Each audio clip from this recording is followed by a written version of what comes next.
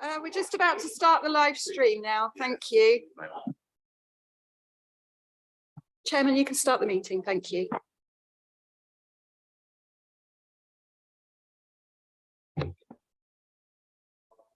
Right.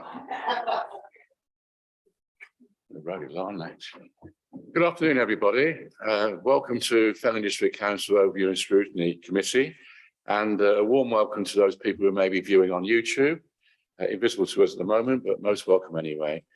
We'll start the agenda by item number 1, to receive apologies for absence, please. Thank you, Chairman. We've had apologies from Councillor Hay, Councillor Humphrey, Councillor Scolding, Councillor Wicks and Councillor Hewlett. Thank you. Thank you very much. Item 2 on the agenda, the previous minutes of the meeting on 18th of July 2022. You have a copy in front of you, panel. If there are any queries or comments, Councillor Booth. Thank you. I did speak to member services the week before saying I would be able to attend, so it should record my apologies. Thank you. Yes. Any other comments? In which case I will sign those as a true and accurate record of what took place on that particular day. Thank you. Item number 3 is to report additional items for consideration, which the chairman deems urgent, by virtue of the special circumstances to be now specified, and I have none. Item 4, members to declare any interest in the local code of conduct in respect of any item to be discussed at the meeting. Are there any, please? No. Thank you. Item 5, update on previous actions. The panel have in front of them the current updates. Are there any comments on those? Most of them seem to be taken care of, they've been completed. There are a couple of items that are ongoing, but if there are any comments, I will take them. Mr. Chairman. Councillor Scanlon, yes, thank you. Can you make certain that any board updates are kept in the line and are dealt with so that we don't miss them? Indeed, thank you. Thank you. Chairman, is the Yes, minor injury units, is that on the agenda here for this afternoon at Doddington? Is that, I see that was discussed. Was it? I think so. Under item what, sorry? I can't remember now, but I haven't got it on my list of outstanding action. it's actions, I think. Yeah. If not, I can bring it up at a more relative time, more appropriate time. Yes, we can accommodate that. Councillor Connor, I think you're referring to the discussion that we had at pre-meet, not on the previous actions. So we might come to that in the next agenda item. We'll accommodate that. Yeah, super. Thank you. Sorry for the misunderstanding. No, that's all right, it's okay. We also, under this item, we just want to talk for a few minutes on the task and finish group update. Perhaps Anna can update me. So as far as I understand it, and bear with me because I'm inheriting this from Amy, so I'm getting up to speed myself, but as I understand it, there's been numerous dates that have been circulated to members of the task and finish group in relation to your availability to conduct the review. Time is really of the essence now, because in order that the review findings can be fed into the draft business plan, we have the task and finish group needs to have concluded that work really by the end of October, so that it can feed into cabinet and then full council. Now, we can certainly circulate further dates, but if not, in order for the governance process to take place, I think that members may have to reconsider whether or not the results from the task and finish group will feed into the business plan for 23-24, or indeed if it will be delayed and therefore influence the business plan for 24-25. Right, thank you for that clarification. I think I understand, Councillor Booth, you've put dates in, haven't you, yourself? Yeah, I responded, I believe it was 22nd of September, Chairman. Unfortunately, half the dates I said I was available now gone by. If I can, Chairman, just on this, I did have a chat with Anna on Friday regarding the process. Originally, I think we had dates in November. I think I had a date for 21st of November for a meeting. So we're obviously sort of changing the suppose the goalpost, as it were, for trying to complete it. But I guess the point around whether it'll feed in, I think the main sort of feeding point as far as the business plan is the KPIs for measuring the objectives, which is actually, if the objectives are okay, it's then have we got the KPIs to support it, which has been like the point I've been raising all along. So I think the business plan can still go ahead for consultation. I wonder if we're putting in sort of too challenging dates for ourselves to get the process finished, because surely if the objectives are the right ones, then we need to make sure we've got the right KPIs, which is the issue I've been sort of saying we have for a number of years. So I would say sort of saying the end of October is probably not necessarily correct, because I think we can feed in those KPIs. The issue around the KPIs will be whether we can actually get any usable ones by the time that the new business plan sort of gets adopted. And that's probably the key point, because it takes time to, if the officers are going to develop any new KPIs, it takes time to develop those. I just want to pick up the point around the dates. So the dates would be the 31st of October or the 21st of November was the potential for the additional meeting date of open scrutiny. So the panel could agree whether the outcome of the review was acceptable to them, and therefore those recommendations go up to cabinet. So the meeting date of the potential meeting date of 21st of November was a full overview and scrutiny panel meeting for that reason, rather than the task and finish group. So in any event, the results of the task and finish group would need to be conducted by then to feed into that, for that agreement, for then the cabinet papers to be published on the 2nd of December. Could I ask, have we had communication with the other two members? You have, yeah. Yes. Chairman, just to put too fine a point on it, I'm on annual leave from the 14th to the 28th of October, inclusive of those dates. And that seems to me as though at the moment it seems to be a prime dates.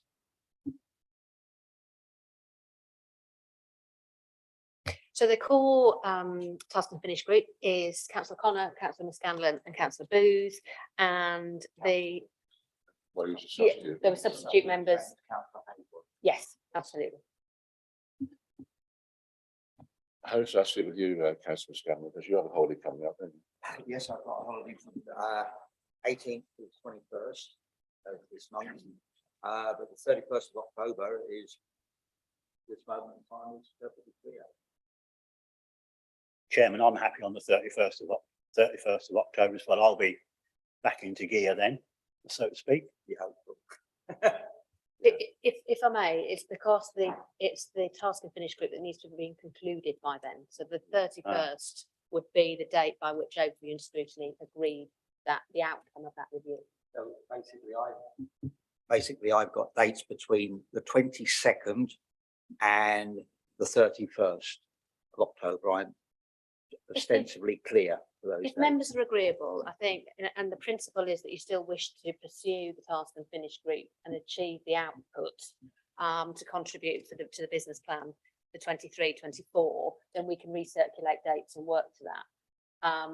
But there may be a point in the sand by which we have to say, actually, that's not achievable within the time frames, and therefore we have to postpone until 24-25.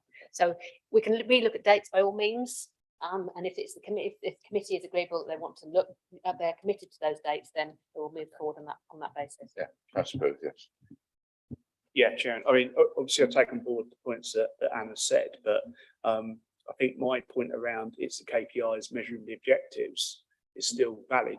We will be consulted anyway, as a matter of course, on the business plan. So I still think by saying the end of October, we're sort of putting too unrealistic a date on it. I mean, I think the key thing is, are the objectives okay? Well, that's not really part of what this task and finish group is looking at. I think it's more looking at what the KPIs are. And I think that process can go along. I did say this to Amy after our initial meeting, that actually we've got, I think, some leeway with these dates to feed into the process, because actually with this December date of it going to cabinet, Cabinet then actually go out for consultation with the public, so the public could come back with further comments. So it's a iterative process. It's not everything has to be concluded by that December. So I would say some leniency, because I think if council do you say it's 28th of October you're away to? So That's right, Councillor Booth, thank you. so I mean that would give us what, 3 days? I mean, which is unrealistic, isn't it, in all intents and purposes? Because I think that the purpose was we would have a sort of workshop, as it were, for each of the key priorities. So and we've not had any of those workshops yet. Councillor Hayes away as well. I don't think she's home imminently soon. As I say, if members of the Task and Finish group are keen to pursue the outcome to influence the business plan 23-24, then absolutely we will relook at dates and circulate those accordingly. Yeah, Chairman, I think that's the way So, forward for me. solution, yeah. Okay, that is agreed then. Thank you very much. Thank you.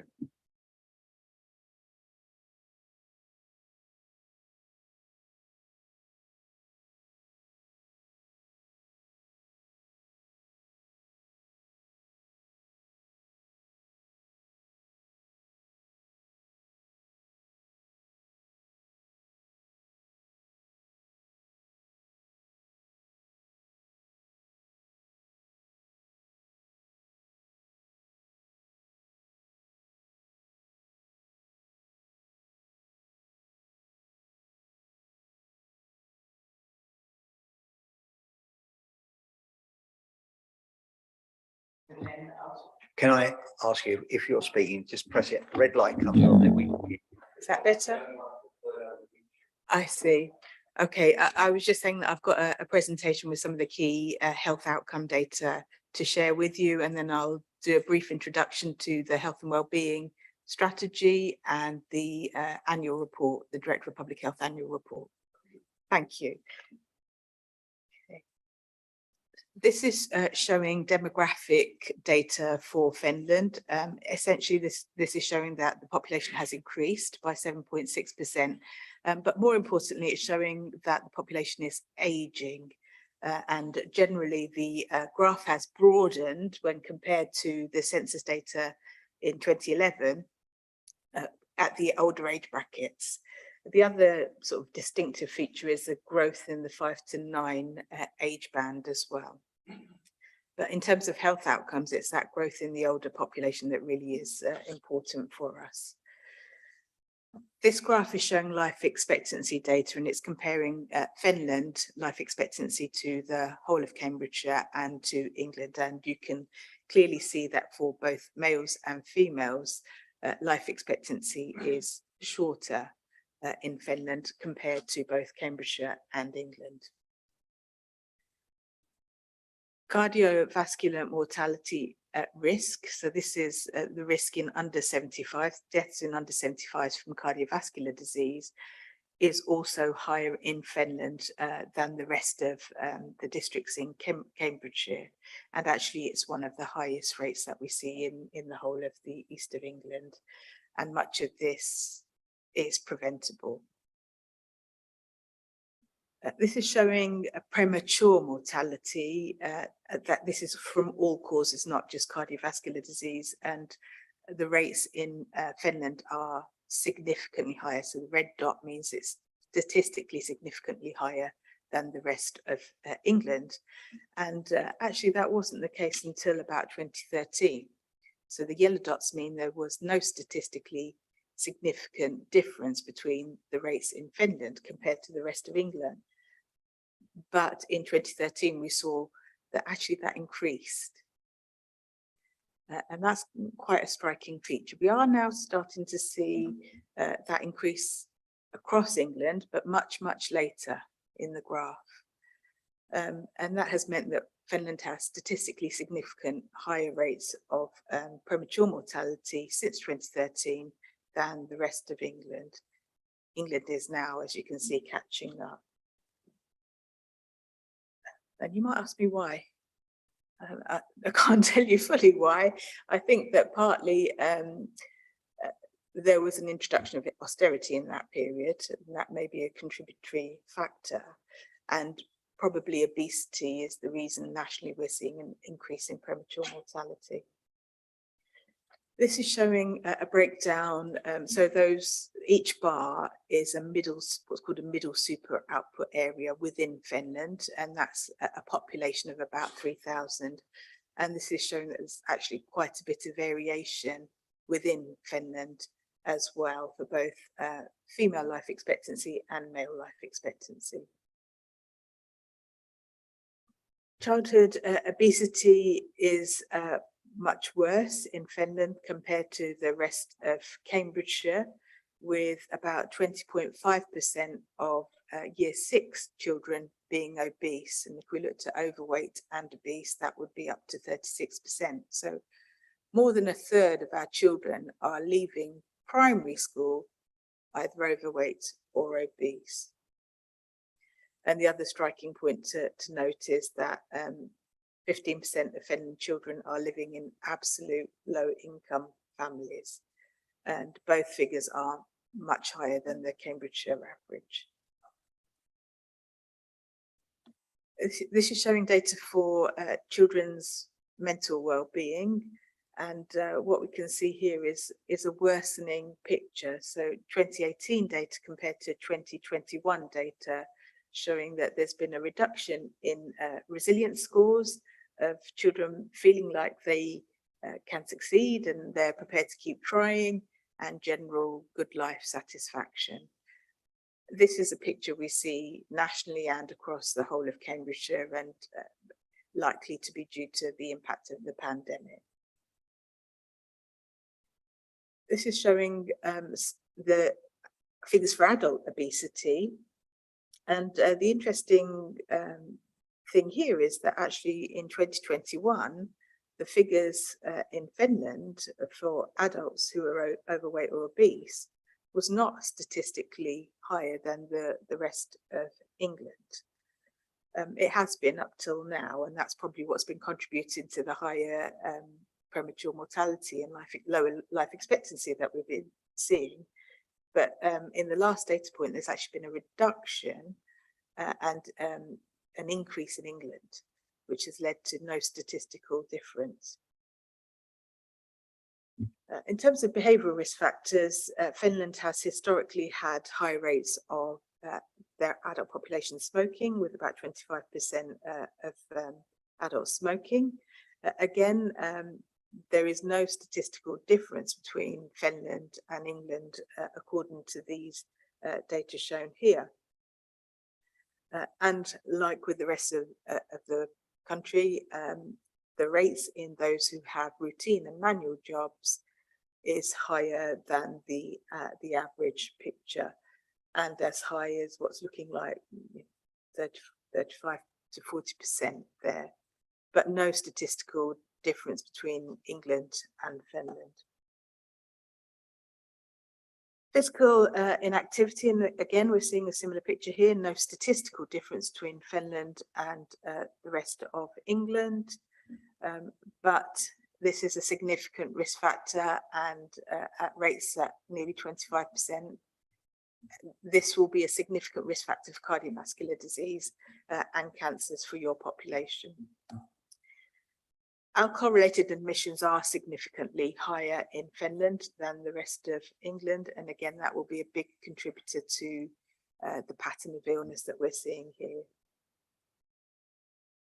Mental health, this is quite a striking feature, and this is a statistically significant feature. Fenland has one of the highest rates of death by suicide in the east of England, much higher than England and the east of England average.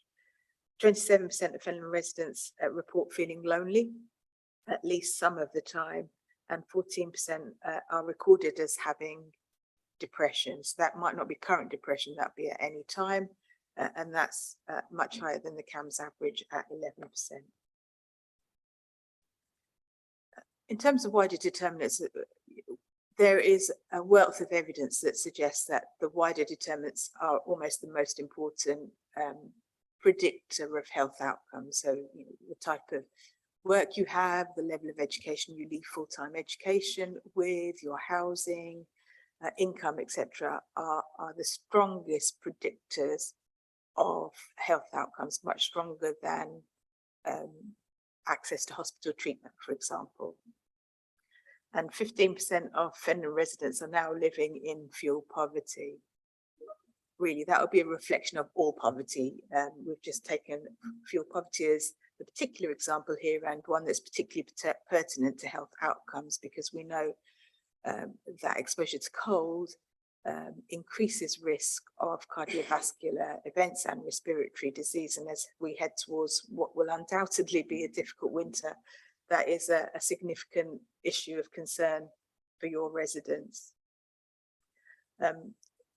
Fenland residents also have very low employment rates for people with long-term conditions, and at 43.5%, they're the third lowest rates in England. There's generally low employment rates across residents aged 50 to 64 at 54%, and that's the second lowest in the east of England. And 14% of households are income deprived. And if these are the most important predictors of health outcomes, this will be a big part of your explanation for the higher rates of lower life expectancy and premature mortality that I described earlier. So this is moving on to talk about our strategic approach to tackle these issues across the whole of Peterborough and Cambridgeshire. In September of last year, we came together as an economy, so both health service colleagues, both Peterborough and Cambridgeshire councillors and officers, and the combined authority met together to consider some of the emerging data from the impact of COVID. And in the light of the changing policy environments of the Health and Social Care Act, in particular, that was establishing ICBs, integrated care boards, and integrated care partnerships. So we met together as colleagues to consider the policy changes and the impact of the data.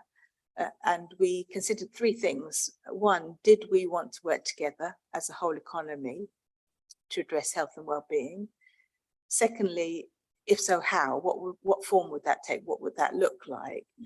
And on what? What were our priorities? And the resounding outcome of that event was, yes, we did want to work together and as closely as possible. And we did also agree some priorities that I'll go on to describe in a moment. That has led to the merging of Peterborough and Cambridgeshire Health and Wellbeing boards to form a single Health and Wellbeing board that meets as a committee in common with the Integrated Care Partnership. So we've got all of that, and the combined authority and the Office of Police and Crime Commissioner are also represented.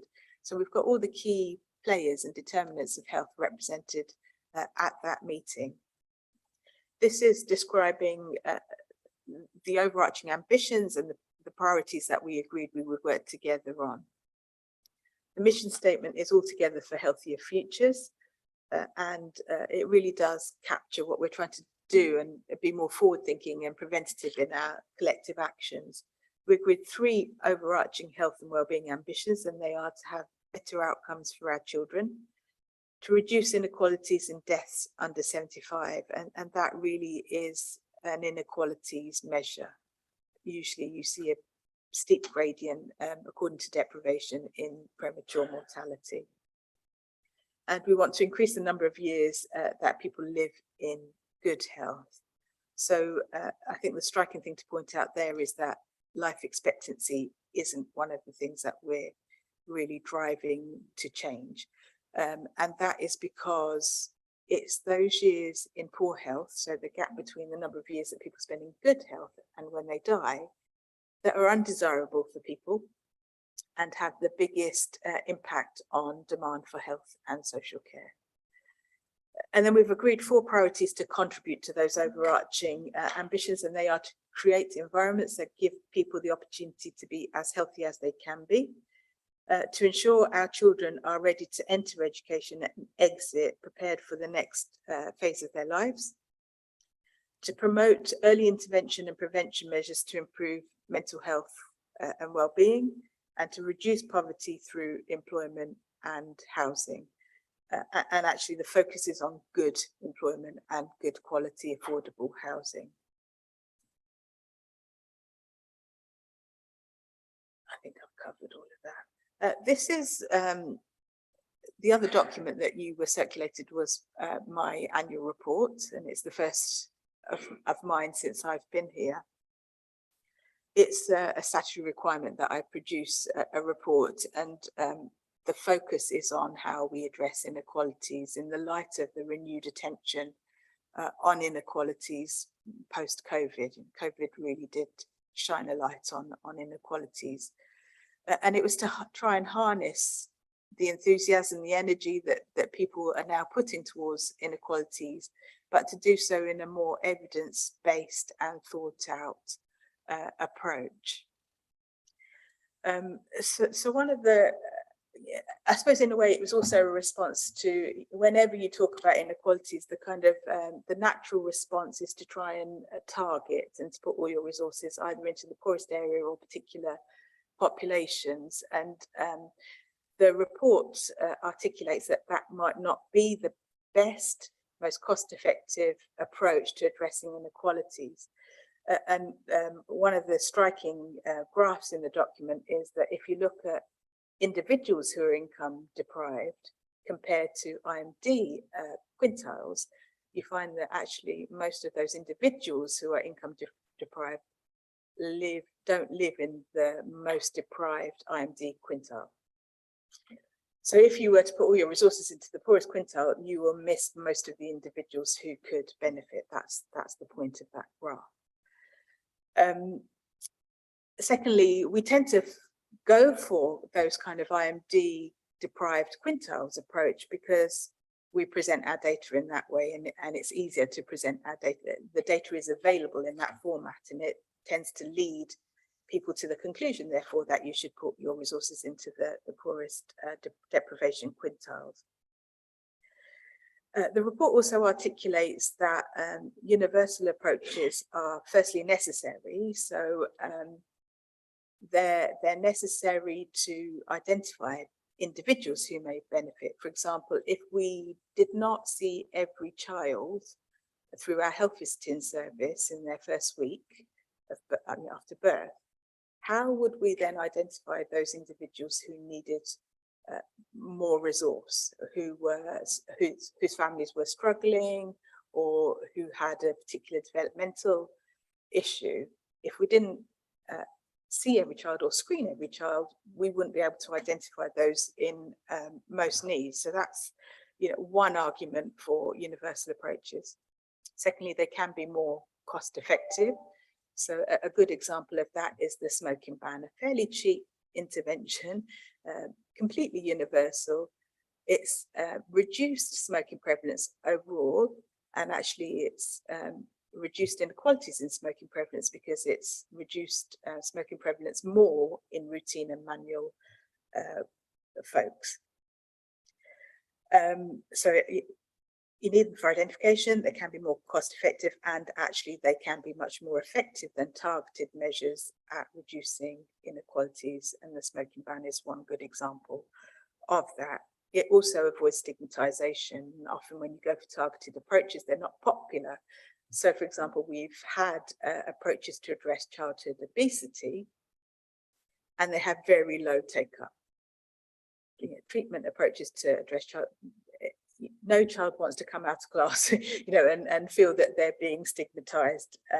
So there's a number of arguments, I think, for why universal approaches may be beneficial in some cases than targeted approaches. And then if we are going to target, and universal approaches can be limited in some cases, and you may want to have targeted approaches.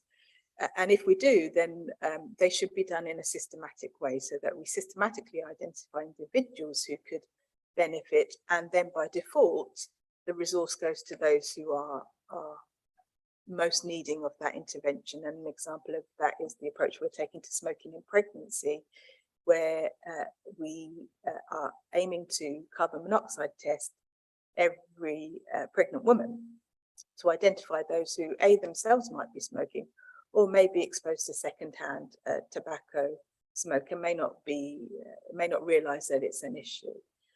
And then we're putting in incentivization programs to support them to quit and to stay quit during the course of their pregnancy. So I think that's covered what I wanted to say, and I'm really happy to take any questions that you might have. Thank you. I think the report in your presentation identifies the problems quite adequately. It's getting to the solutions that's the trick. I will invite questions from the other panel, and then I have a few myself. Councillor Booth. Yeah, thank you for the presentation. I think what you're basically saying is that you've got to use different tools to target different issues from the report. I did question about the sort of universal approach because, you know, how much does it actually improve? That's more, I would say, at the government level where that needs to be led. So like the smoking ban, for example.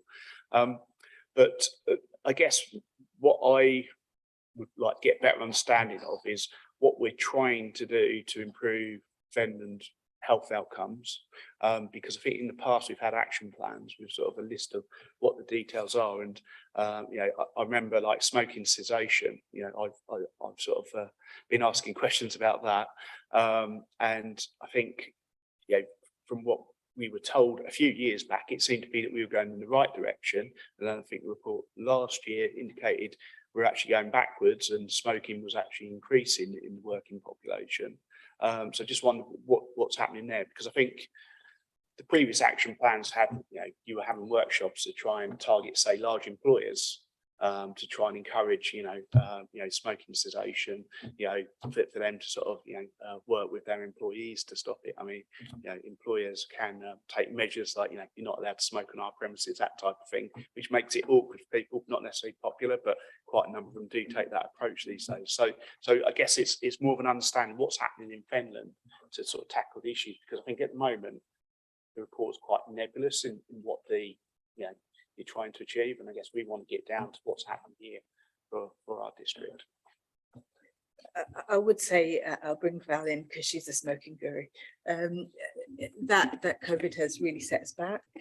You know, we've been totally distracted for the last 2 years by COVID. Almost everything we've been doing for the last 2 years has been on COVID. We're now starting to recover activity and reinvigorate our strategies, and the health and wellbeing strategy was a post-COVID look at what we can do now and what's important now. And actually obesity is probably our priority in Finland across the whole economy, because it affects many more people than smoking. That's not to say smoking isn't important and we're not doing things about it, and Val will describe what we're doing in a minute.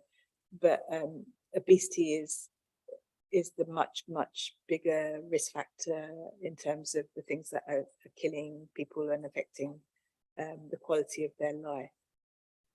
So that will be our absolute #1 priority. And of course, smoking isn't off the agenda, and I'll let Val.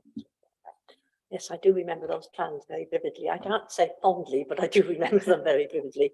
I don't think they've gone away. I think COVID made this sort of create a bit of a vacuum in the sense of organised into a plan work, but certainly on a number of fronts, I think the work is continuing.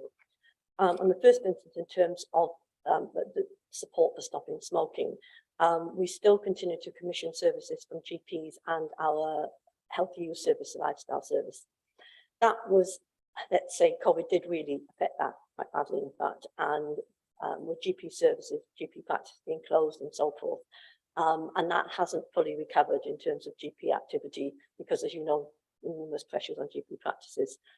To a large degree, the lifestyle service has picked up on it. And looking at the data, I think from their smoking from last year, it certainly is starting to improve and pick up. But we do rely on GP support. And at the moment, they are very compromised by I think they're very well publicised, the multiple demands they have upon at the moment. But we put more efforts consequently into the service. I think Jyoti's already referred to smoking and pregnancy, and certainly Fenland has had a number of discrete projects on smoking and pregnancy, particularly in Wisbech, where all the health visitors and various other professionals working with pregnant women and their families have had some very targeted approaches in Wisbech. Not to say their office isn't open to everyone, but they did work very much with the communities up there. Thirdly, the Tobacco Control Alliance, which sort of again was hit by COVID in quite a big way. And that has been very much supported at the moment by the whole integrated care system. The NHS has a focus on prevention at the moment, and particularly prevention of smoking. And they have funded initiatives in hospitals. So in York, I can't speak for Kingston, but certainly in Peterborough, Huntingdon, and obviously Adam Brooks, and there it's very much people who are coming in as patients, either as outpatient, through maternity, and to some of and mental health services as well, I would put into that. And additional support is funded to go into those areas, and additional maternity staff, for example, and behavioural change workers have been recruited to work in those areas within the hospital. Outside of that also, well, outside of that in the tobacco control plan, we're also looking at young people. Although, and that's interesting because the whole landscape around smoking with young people with the advent of vaping has changed somewhat.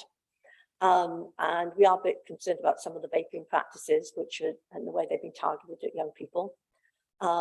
So there's a lot of work going on getting the right information out to young people, and still offering them support if they do take up smoking.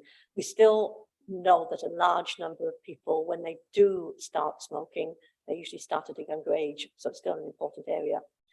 And in addition to that, we're still looking at illegal tobacco sales as well, working with the with trading standards in terms of a campaign, but also working with traders as well. And I know that back several years ago, we certainly involved in a number of they call successful, but ideally unsuccessful, of visits where we identified the sale of illicit tobacco products.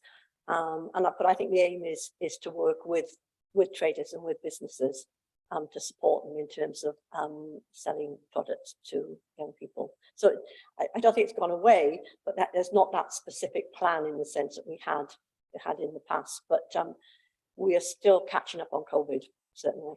And something else to say to that is that I missed out workplaces, because you did mention workplaces. We do. Our lifestyle services goes into workplaces, but we don't find them too receptive to stop smoking services. They like NHS health checks, but not so keen on stop smoking services going into workplaces. But that offer is there, and it's publicised with workplaces as well.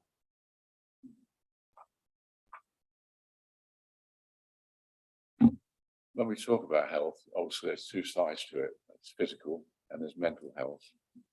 On the physical side, we have a responsibility here to assist in tackling physical activity, obesity, etc. And I think we are doing that, particularly in Whittlesea, where we're trying to upgrade the leisure centre, for example, which is 50 years old and rather outdated.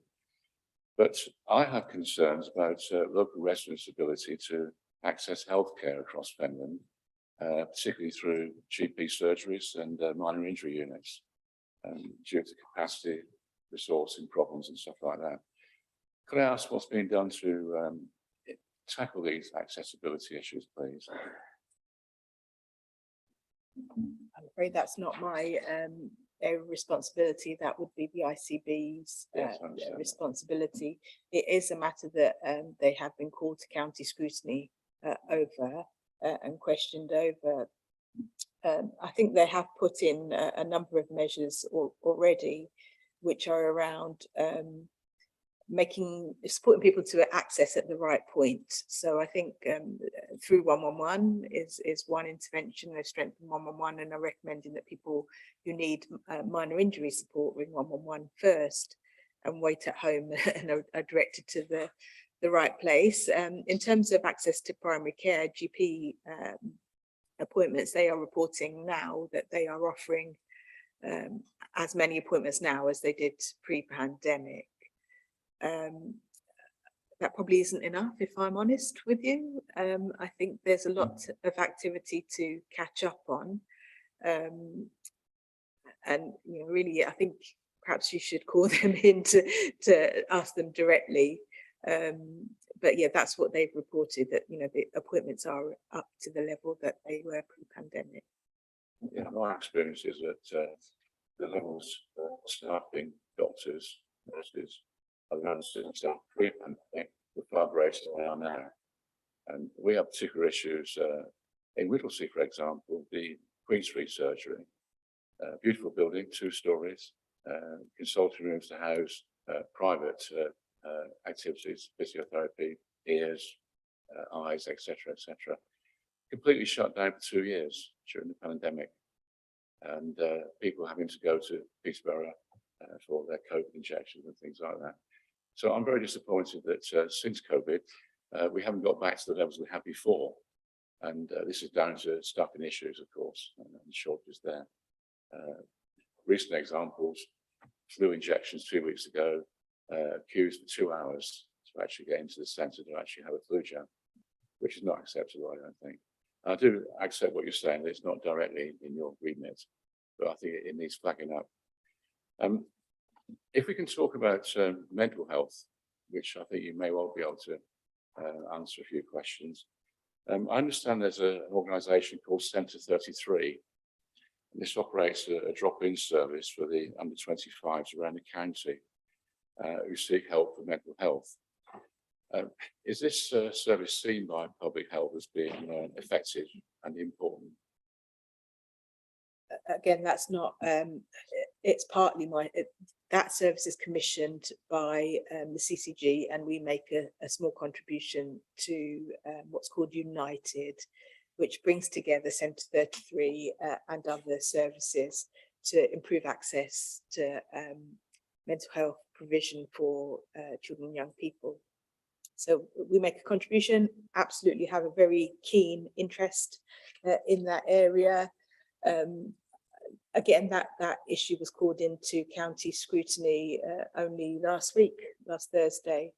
And I don't think that it's not the level of access that I would like to see for our residents. I think children and young people are waiting too long to be seen. And one of the priorities in the health and wellbeing report is, strategy is around early access and prevention. And we know that the evidence is strong that if you see children and adults early, they have much better mental health outcomes. So I've talked to my own lead commissioner this morning, and a public health consultant who's working for Cambridgeshire and Peterborough Foundation Trust to discuss what we can do to try and improve this issue. So one of the things that we're going to do is look at, I don't think there's enough money in the system for this. That's part of the problem. So needs have increased because of COVID, but I don't think the budget has. So that's one of the things to look at, and whether we can make a case to partners to put a bit more money into the system. Then we're looking at some interventions that our voluntary sector colleagues have carried out to see if they are effective, and whether we could invest a bit more in those and research them to see whether so they're to support people who are on the waiting list with sort of signposting and earlier interventions. The A might be enough for some people, and would then reduce the waiting list and waiting times. So there are a couple of actions that we're taking forward. There are needs assessments in train at the moment to understand this problem a lot better, and strategy development around population mental health and the wider mental health service. They will take some time to come to fruition, but I think the other things that I've just mentioned would be earlier interventions that we would put in place. Yeah, I mean, I bring this subject up because we're talking about inequalities in health, and we're talking about deprivation, etc. in Fenland. And the Centre 33 for mental health, for example, in Cambridge City, is allocated 23 hours a week.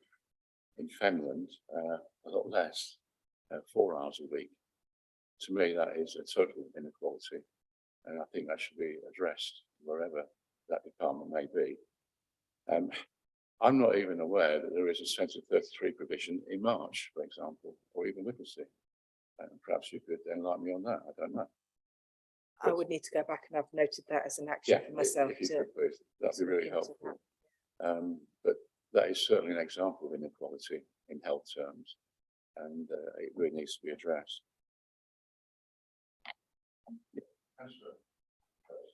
Yeah, Mr. Chairman, just to answer your own question there, through some experience I actually had through March Town Council recently, I can tell you that there isn't a Centre 33 in March. The nearest one is actually in Wisbech. Yeah, I thought that was the. Thank you. Other questions. We know there are various groups that are classed as problem groups with smoking, alcohol, deprivation, unhealthy eating. What is being done to target those groups to try and improve their lifestyle? And we know, and every councillor is it, we have a high immigrant population in our towns, and they bring problems with them because their countries' life and mindset is slightly different to ours, but they've brought the problems here, and the medical authorities have got to try and ease those problems out of them so they can lead a healthier life within the area. So what's being done to help those people? Okay, we don't call anyone a problem group or problem people. We just think that if, what I just said was that we don't see anyone as a particular problem group or a problem individual. Different people have different needs across our population. You know, what would be deemed as the white Indigenous population of Fenland would also have some needs, much more likely to smoke, for example, than the rest of the population. So we would see it as needs. And one of the things that we do routinely is to carry out needs assessments so that we can identify those different needs and then inform our service provision accordingly. So if, for example, we find that there's a particularly high prevalence of smoking in the Eastern European population in Finland, we would then make sure that there's provision there, that it's accessible in terms of language, etc., to those populations. We promote the service in those languages. So it would be based on our needs assessment. We would identify needs and respond with our service provision accordingly. Did you want to add something? I fully support that. I think one of the things that we go on is the formal needs assessment, but a lot of the teams have been working in the area for quite a while, and they know the areas and groups of people that need particular support. And we also have, for example, going back to lifestyle services, we do have staff who have the appropriate language skills as well. So, for instance, we have a health trainer or health trainers that speak a number of Eastern European languages. So we realise that there's a variety of needs and try to shape the services so that they can address them in the best possible way. Yeah, Councillor Person. Yeah, thank you, Mr. Chairman. This is in 2 or 3 different parts, really. Partly a question and partly a comment. On your statistics and the comments you made there, my views, my thoughts on them are very, very mixed for reasons that I'll explain.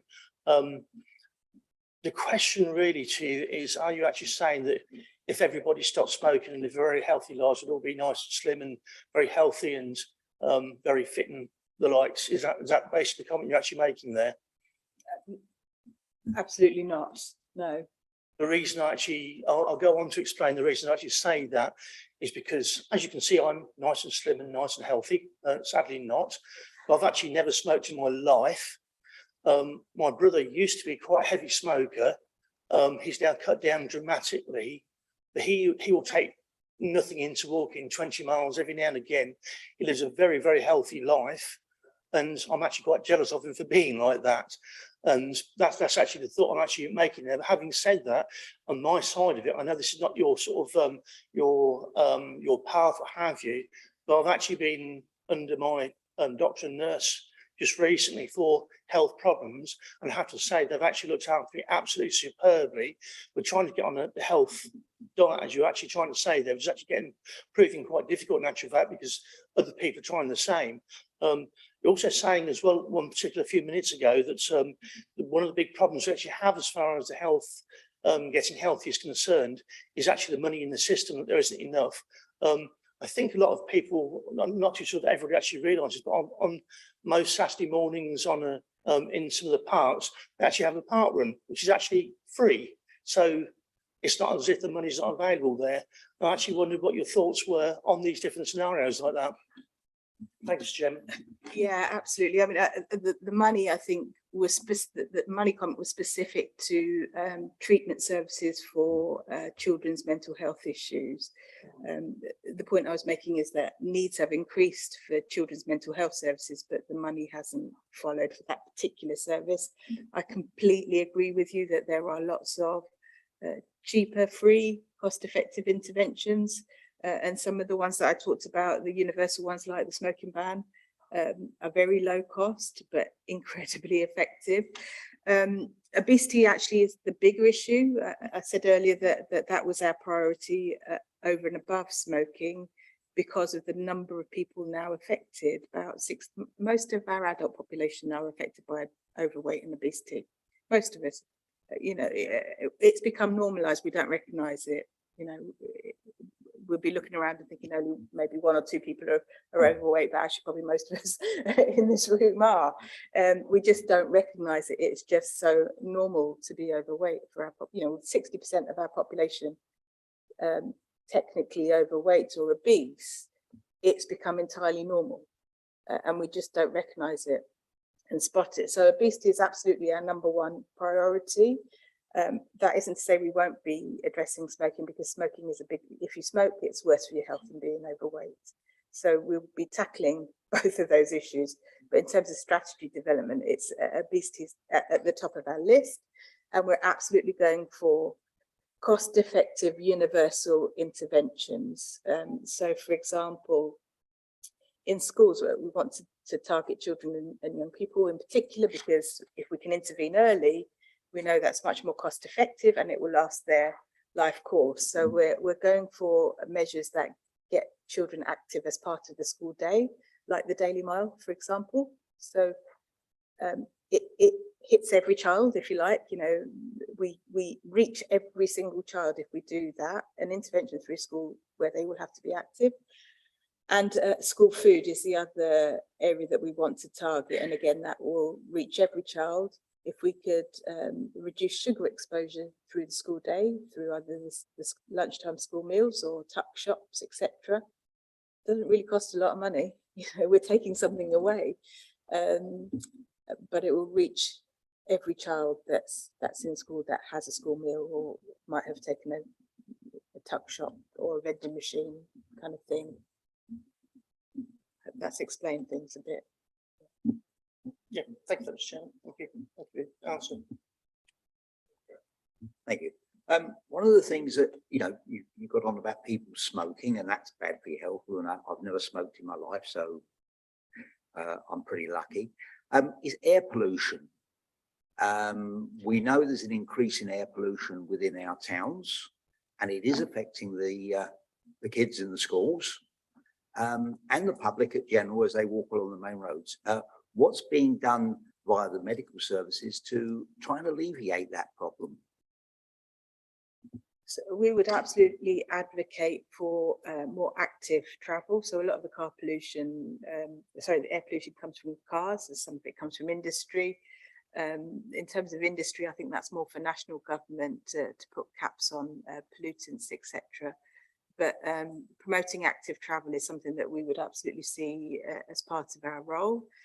So the County Council also has interventions to promote active travel, and working with a combined authority to promote improved public transport, because we know that if people take public transport, they've got to walk to the bus stop. I know this is I've just walked into a pit there, I've just realized, which I have absolutely no control over, I'll have to say. That's the fact that Stagecoach have walked away is not something that I could they're one provider. But in terms of a public health response, we would absolutely promote public transport and good local public transport networks, and walking and cycling. Right, I'll come back to you on that one. I totally agree with your assessment of Stagecoach, because I think they've not done Cambridgeshire very well at all, but that's beside the point. I live in a very, very remote area. Public transport is not an option, so therefore I have to use a car. People say, get an electric car. Well, I'm sorry, electric cars are not viable out where I live. One, the infrastructure for electric cars doesn't exist. You've got to charge them with the electricity, so that's more cost to the individual. And in fact, I did learn the other day that some of these charging garages are actually charging more to charge a car than it costs to fill a tank of diesel or petrol. So that's something to be aware of. But travel in the rural areas is never going to change because the people don't have access to public transport there. And unless some miracle supplier comes to supply the buses for the rural areas, you're never going to get it. So it's something that we're going to have to live with. And it is the pollution from the vehicles on the main roads, lorries.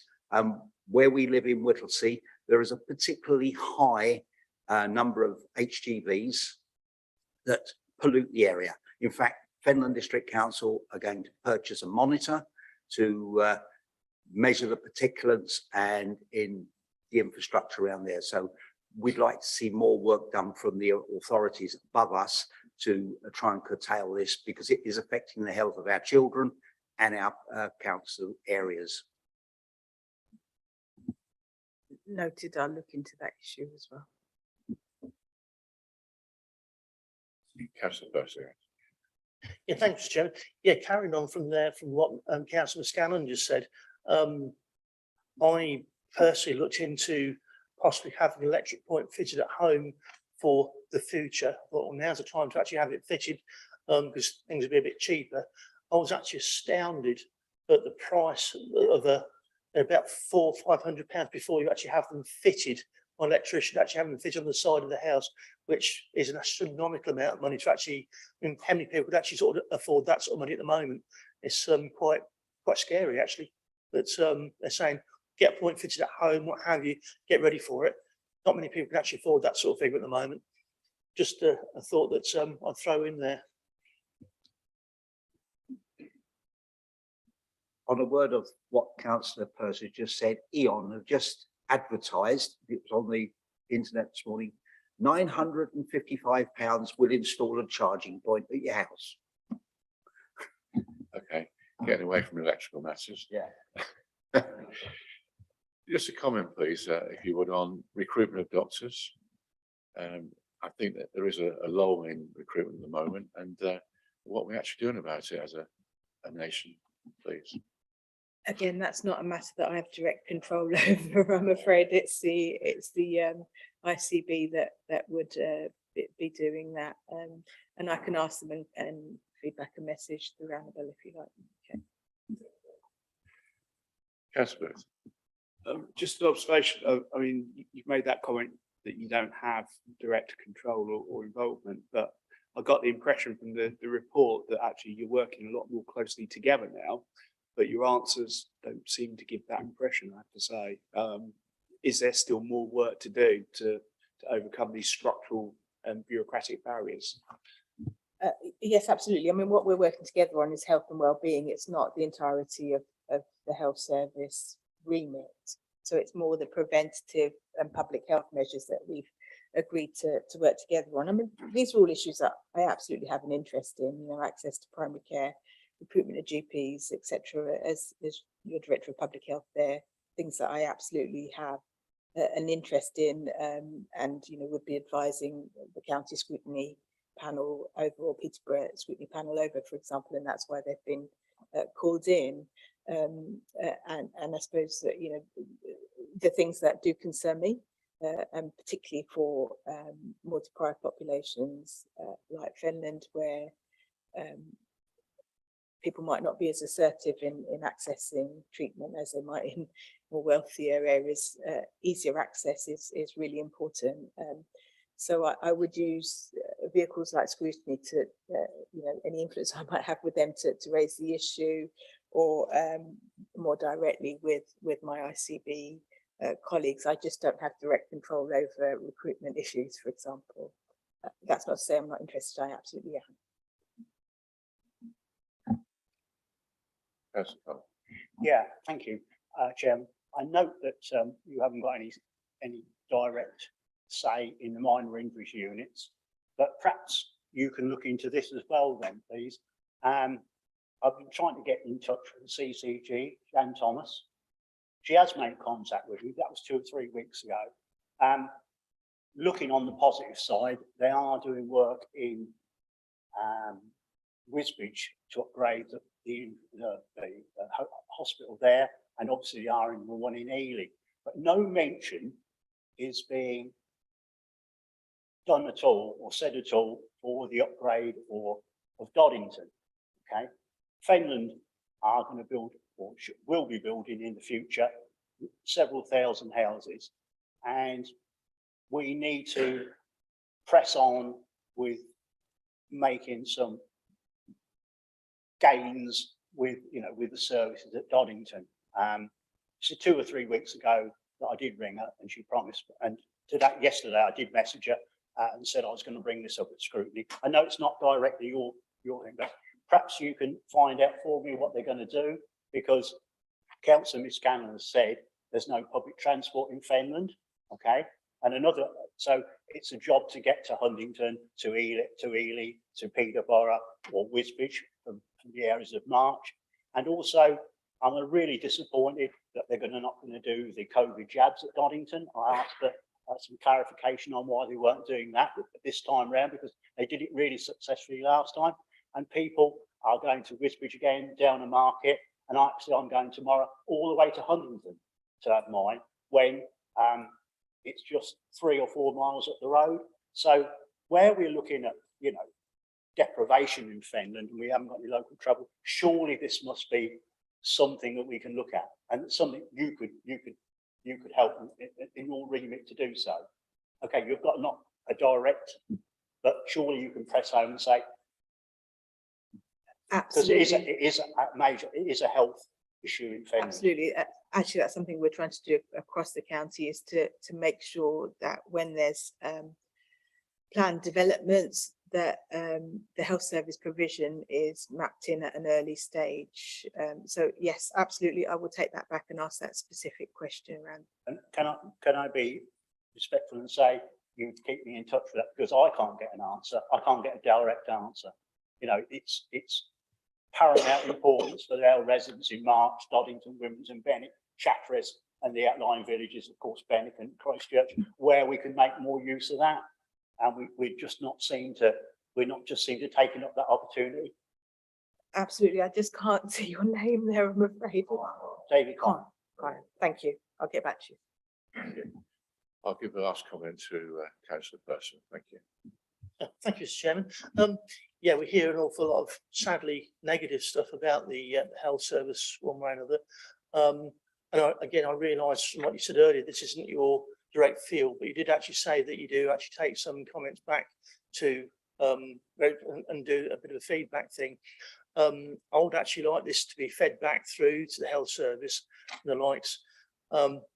I have been, and I don't although we could actually say, oh, is this a personal thing because I know I'm a counsellor, as far as I'm concerned, there's nothing to do with that. I've been receiving treatment from nurses at Merchford House in March, and I have to say the way they've been treating me, and I'm sure all the other patients as well, has been absolutely superb. And I think they'd be to be congratulated really on the way they actually treat all their patients. I think it's actually, the treatment I've received is actually wonderful and superb. Can't congratulate them, can't thank them enough for it. I wonder if you could actually feed that back through the health service for me. Be delighted. Thank you. Well, on that positive note, I'll draw the discussion to a close, but thank you very much indeed, Dr. Attry and Belle Thomas and Annette Ty for your contributions. And I would hope you come back with the information that's been requested of you in due course. But thank you very much for your time today. Thank you. Thank you. Thank you.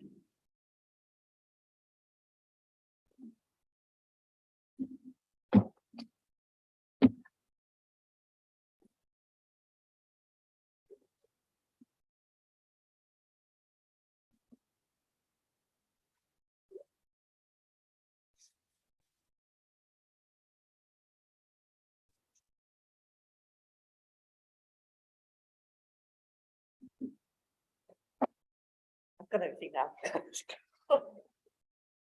Thank you. Thank you. Would you like to talk? We'll move on to agenda item 7, which is local government ombudsman annual review of complaints. Is anybody going to take a stand for this or not? We'll just go through it. Any volunteers? I think they'll lead it.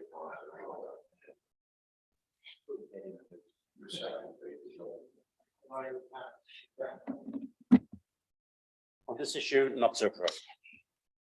No need. Okay.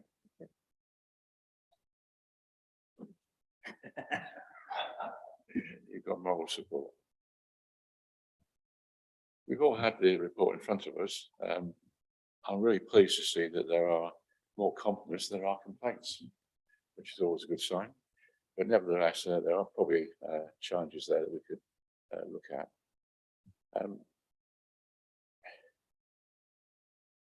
I think we've got to say that we're very keen to note that senior officers have been extremely helpful in addressing and resolving issues and complaints, which members have been made aware of.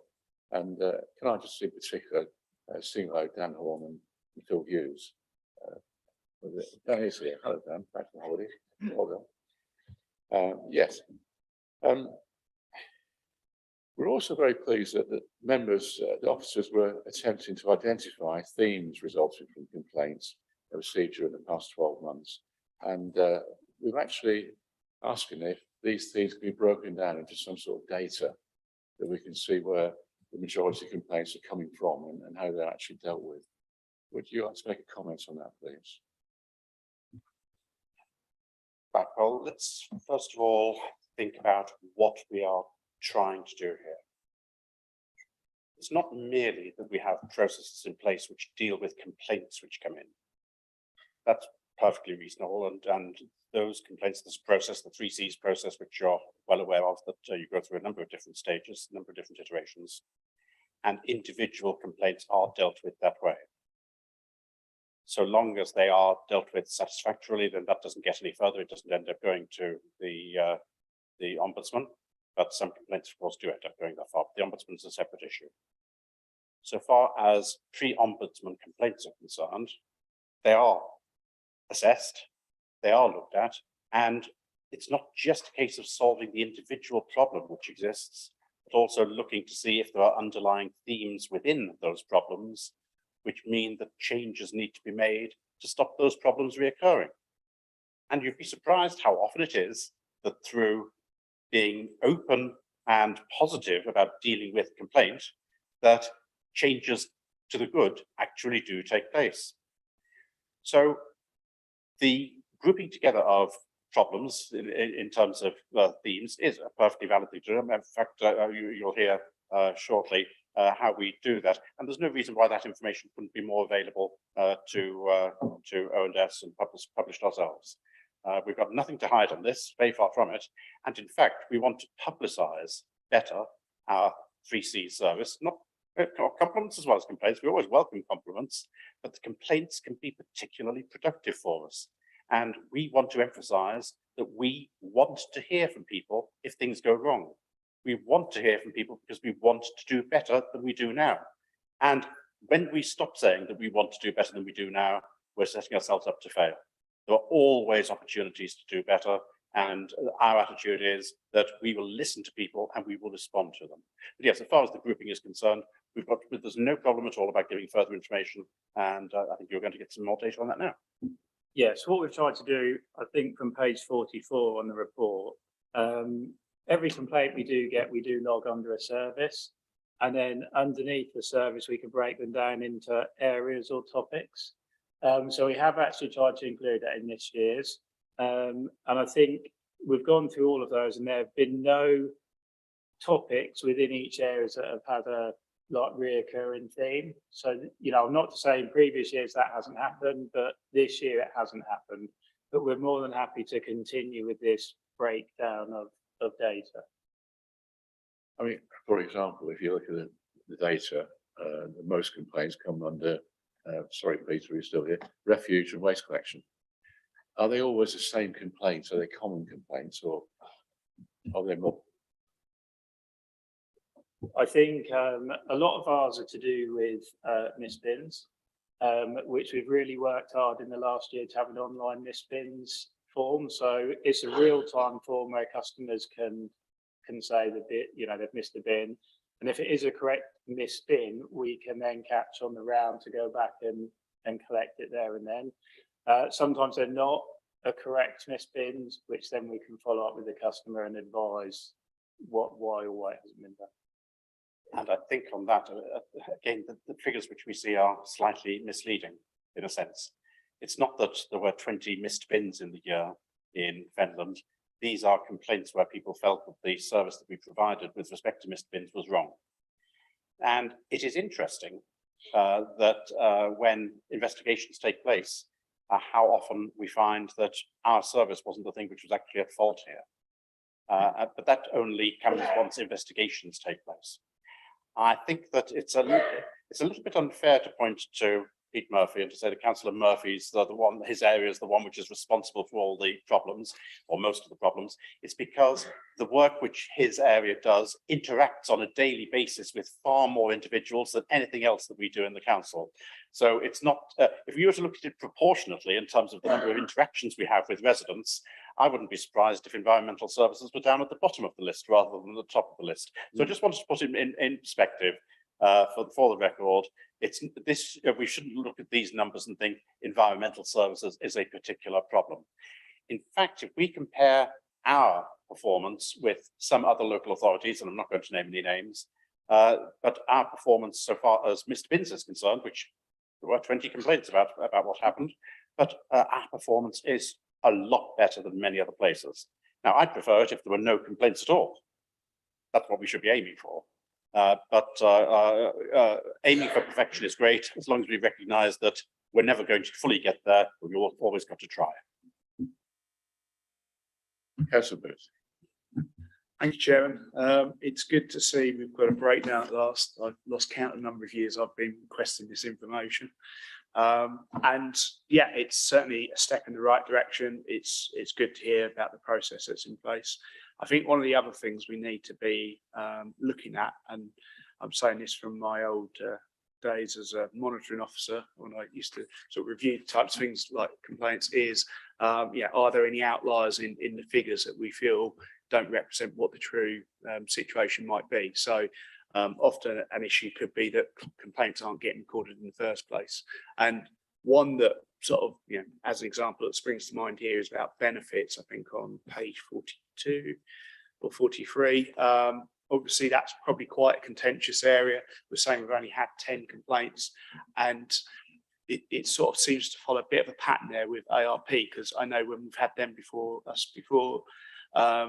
when we talked about their collection service and enforcement service, I think they said there was only a handful of complaints. Again, a very contentious area. So it's probably something we need to look at around the culture of getting those complaints reported, so we can actually then act upon it, which is what Councillor Bowden was saying, which is the whole purpose of this. It's not just about just looking at the figures. It's how we improve going forward, which is what I've been espousing for years. So I think, Chairman, it may be helpful to recount my own experience of this.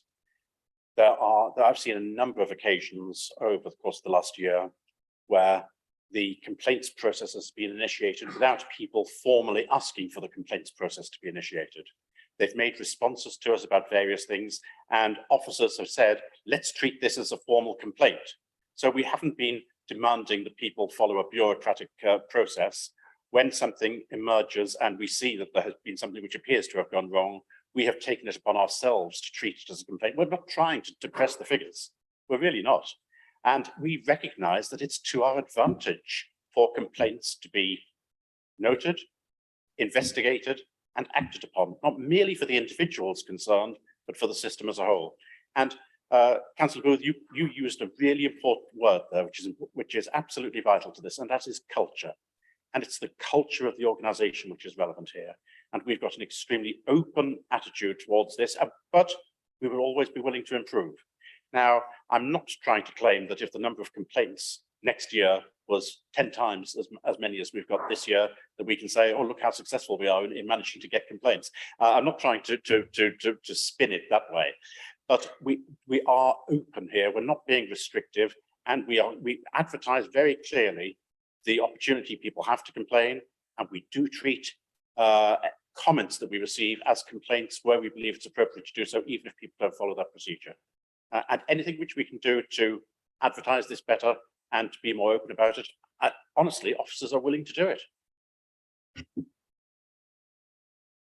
That's a comment. Yeah, now, I'm going to say something constructive. I absolutely agree with Councillor Bowden's what he says about the bins. I have very, very few complaints about the bins, and you know, people like to complain at nearly every mortal thing, don't they? But I've got to place on record, when I have a complaint, or somebody says, well, not really a complaint, somebody says, look, David, they've missed my bin today, I ring up Adam Pratt, okay, and get through to him, and you know what? He gets onto it straight away. And when I ring back and say your bin will be emptied later on in the day, people are really, really happy. And I think Fenland, that is one of the things, one of the many things Fenland do exceptionally well. And I'd like to place on record my thanks to Adam Pratt, all his help he does give, because he does make things run really, in my opinion, really smoothly. And he is an ambassador, in my opinion, for Fenland District Council. Thank you. Thank you for those comments. Thank you. Councillor Scanlon. Thank you. It's a little bit on the same lines, dealing with Adam Pratt. We had a lady in my ward, vulnerable lady, absolutely distraught. Her bins kept being forgotten, and she called me over because it doesn't look very far from me. Contacted Adam. Adam actually took the time to come out and see the lady, resolve the issue, no more complaints since. And he even gave her his direct dial number should they miss it. And the reason given at the time, there was a new crew on the wagon, and they'd missed her. But now she doesn't have to worry. It's dealt with, and credit to the department. But one thing that people miss, and it's got it in the figures, but it doesn't tell you the bins are 3 times the figures for the residents thing. So your figure is slightly skewed because it's actually a third of that, because unless they're forgetting all 3 bins, then the figure's true. It's only a third if they've missed 1 bin. So the figure is slightly skewed to the detriment of looking major complaints, because it's not. And I've got nothing but credit for the service that South Fenland give to the refuse collection, and I praise them for it. Councillor Person. Yeah, thank you, Mr. Chairman. I have 2 comments to make on this. Again, I'm hoping that they're taken as a positive change. FTC have actually, for the last few years now, have actually had an app that you put on your phone or your tablet and the like. People used to say what bin goes out, what day, what time, etc.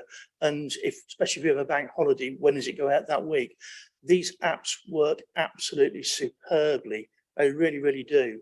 And I think it's a credit to whoever actually set these apps up and set them up for the council, that they do a really, really good job. And say when people have their phones or the tablets, just tap on that and they can see exactly what's going on. And it even pings it up on the calendar on your thing to don't forget tomorrow, put that bin out. So I think that's actually a credit to the council in itself.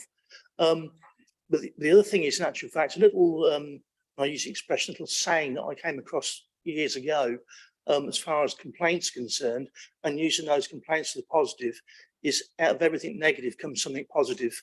And I think that's something to be thought about as well. That's just basically the 2 comments I've got to make there, really. Thank you, Mr. Chairman.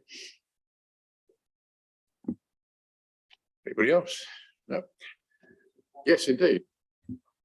I noticed this tended to go towards bins, which again just goes to show what a large percentage of the interactions that this council has with our residents is the bin service. But looking at this in a wider perspective, I think it really is noteworthy that once again, there have been no complaints which have gone to the Ombudsman, which have been upheld. And it's not just this year, it was the year before and the year before that. It's been 2018, in fact, since there was a complaint which went to the Ombudsman, which was actually upheld as far as I'm aware. Yeah, getting nods, that's good. And that is something which is really, we have to congratulate the officers in the way in which they deal with complaints, because people will only go to the Ombudsman if they feel that our complaints process has failed them. And sometimes people are going to be dissatisfied with what we do. That's unfortunately the name of the game. But the processes we've gone through have been found to be right by the Ombudsman time after time after time. Now, it's a record I hope we'll be able to continue. There's never any guarantee, and there's never any room for complacency. But if you compare our number of, or lack of, upheld complaints with the local government ombudsman against many other local councils, you'd be surprised just how much better ours is than others. Now, that's not a reason for complacency. It is a reason to congratulate our officers and those in particular who deal with the complaints process. It's something for us to be proud of, but it's also something for us to live up to and continue for the future if we possibly can. Thank you, Chairman. Very much. And thank you. I think that's a very encouraging report is noted by the panel. Thank you for your time, Councillor Bowden. Mark, thank you.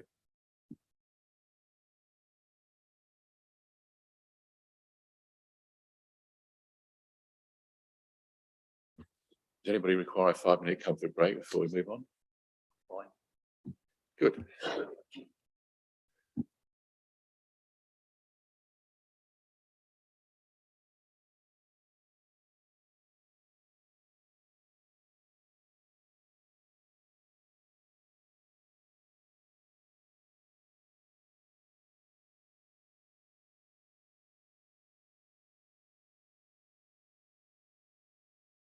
Sorry, item 8 on the agenda, which is the annual meeting with the leader and chief executive. And you have the reports back pages 55 to 90. May I ask, did you wish to make any sort of presentation or comment before we launch the questions?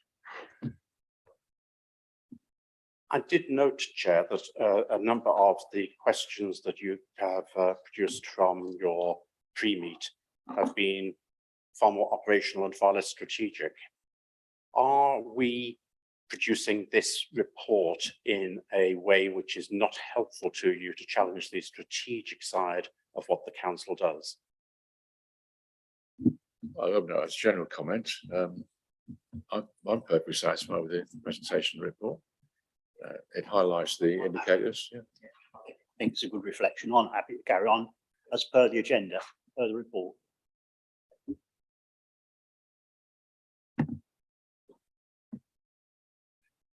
I think we have to concentrate on the RAG, obviously, and there are only 2 points really that crop up on this. One was the homeless situation, and that's, I think, very much in a, I won't say it's infancy, but it's certainly being dealt with in a positive way, as far as I can make out from other meetings. Whether you wish to comment on that at all, either of you?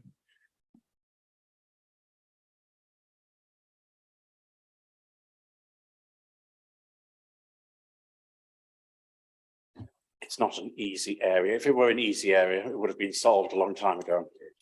And it's not, it's an area which in fact is getting more difficult rather than less difficult in various respects. And I have to say that I have a great deal of respect for the officers who deal with this area, who manage a process extremely well.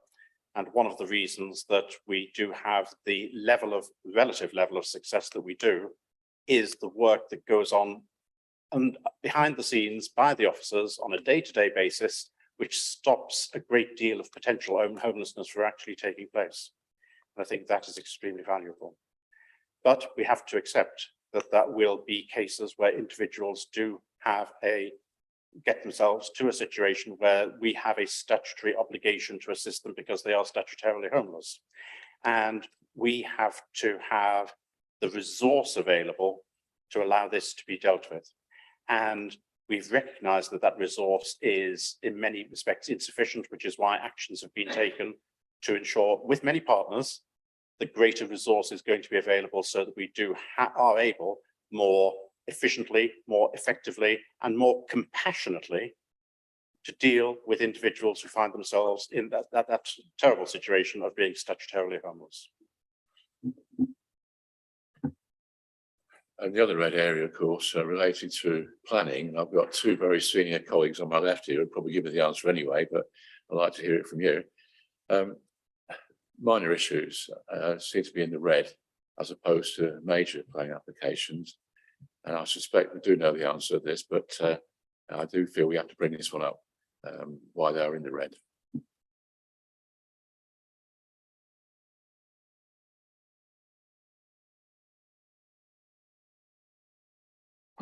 Obviously, it's always a concern when any of our performance targets are either amber or in particular red.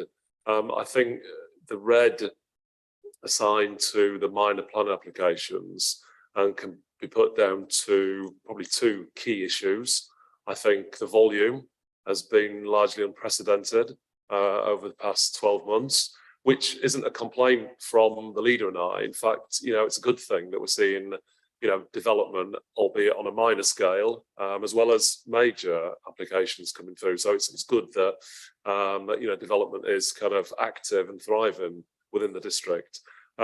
Also, that coupled with the fact that we have seen a degree of staff turnover, that's contributed. So we work ever so hard to make sure the team is adequately and effectively resourced. But clearly, when you do see staff turnover, that impacts on continuity. New staff members come in. Obviously, we look to induct them as effectively and as quickly as possible, but that can have a bearing on some of our performance in that area as well. It just begs the question, do you have the resources in terms of staff to deal with the minor issues as opposed to the major developments? If I quickly come back on that, as I say, it's a continuum, always making sure that we have a fit for purpose staff structure to deliver on our objectives. You will have heard me say many times before that it's also about finding that fine balance between having adequate skills, resources, capacity against the sustainable sort of financial situation and challenges that the council is confronted with. I should have also added as well, one of the issues that can have an impact on timescales for progressing planning applications of any nature is the fact that before they, if you like, go into the system, they need to be validated. So again, with the volume of applications that we've seen, there's been a pressure on the whole system, but also, the validation process as well. And Yes, this isn't something which we're just letting lie, very far from it. There's been, I can't overemphasize the importance of the amount of effort which has gone into examining in recent months the workings of the planning department in particular, in terms of processes which take place, with a view to those processes being streamlined, simplified, made more efficient, so that with the same number of staff, we'd actually be able to achieve more, especially by making sure that the right staff are actually doing the right work, the right level of work, because of the qualifications and experience that they've got. So a lot of work has been going on behind the scenes, which hasn't yet come to fruition, but will do. And when it does, there will be, in my opinion, a significant improvement available in the performance of the department. But also these performance numbers, I'm not sure always really tell the truth in terms which might be useful to us, because these aren't necessarily direct measures of our failure. In some cases, some elements of the failure to meet the KPI are not down to us, but they're down to third parties. And it might actually be better for some statistics to be produced which show where we have failed, rather than necessarily where there's just been a failure to achieve a particular target. I think that poor planning does get a bad name sometimes when they are not the ones who are actually to blame. And I see those who've got experience of planning nodding their heads in agreement about that. So please don't assume that every failure which takes place to achieve a target is a failure of the planning department itself.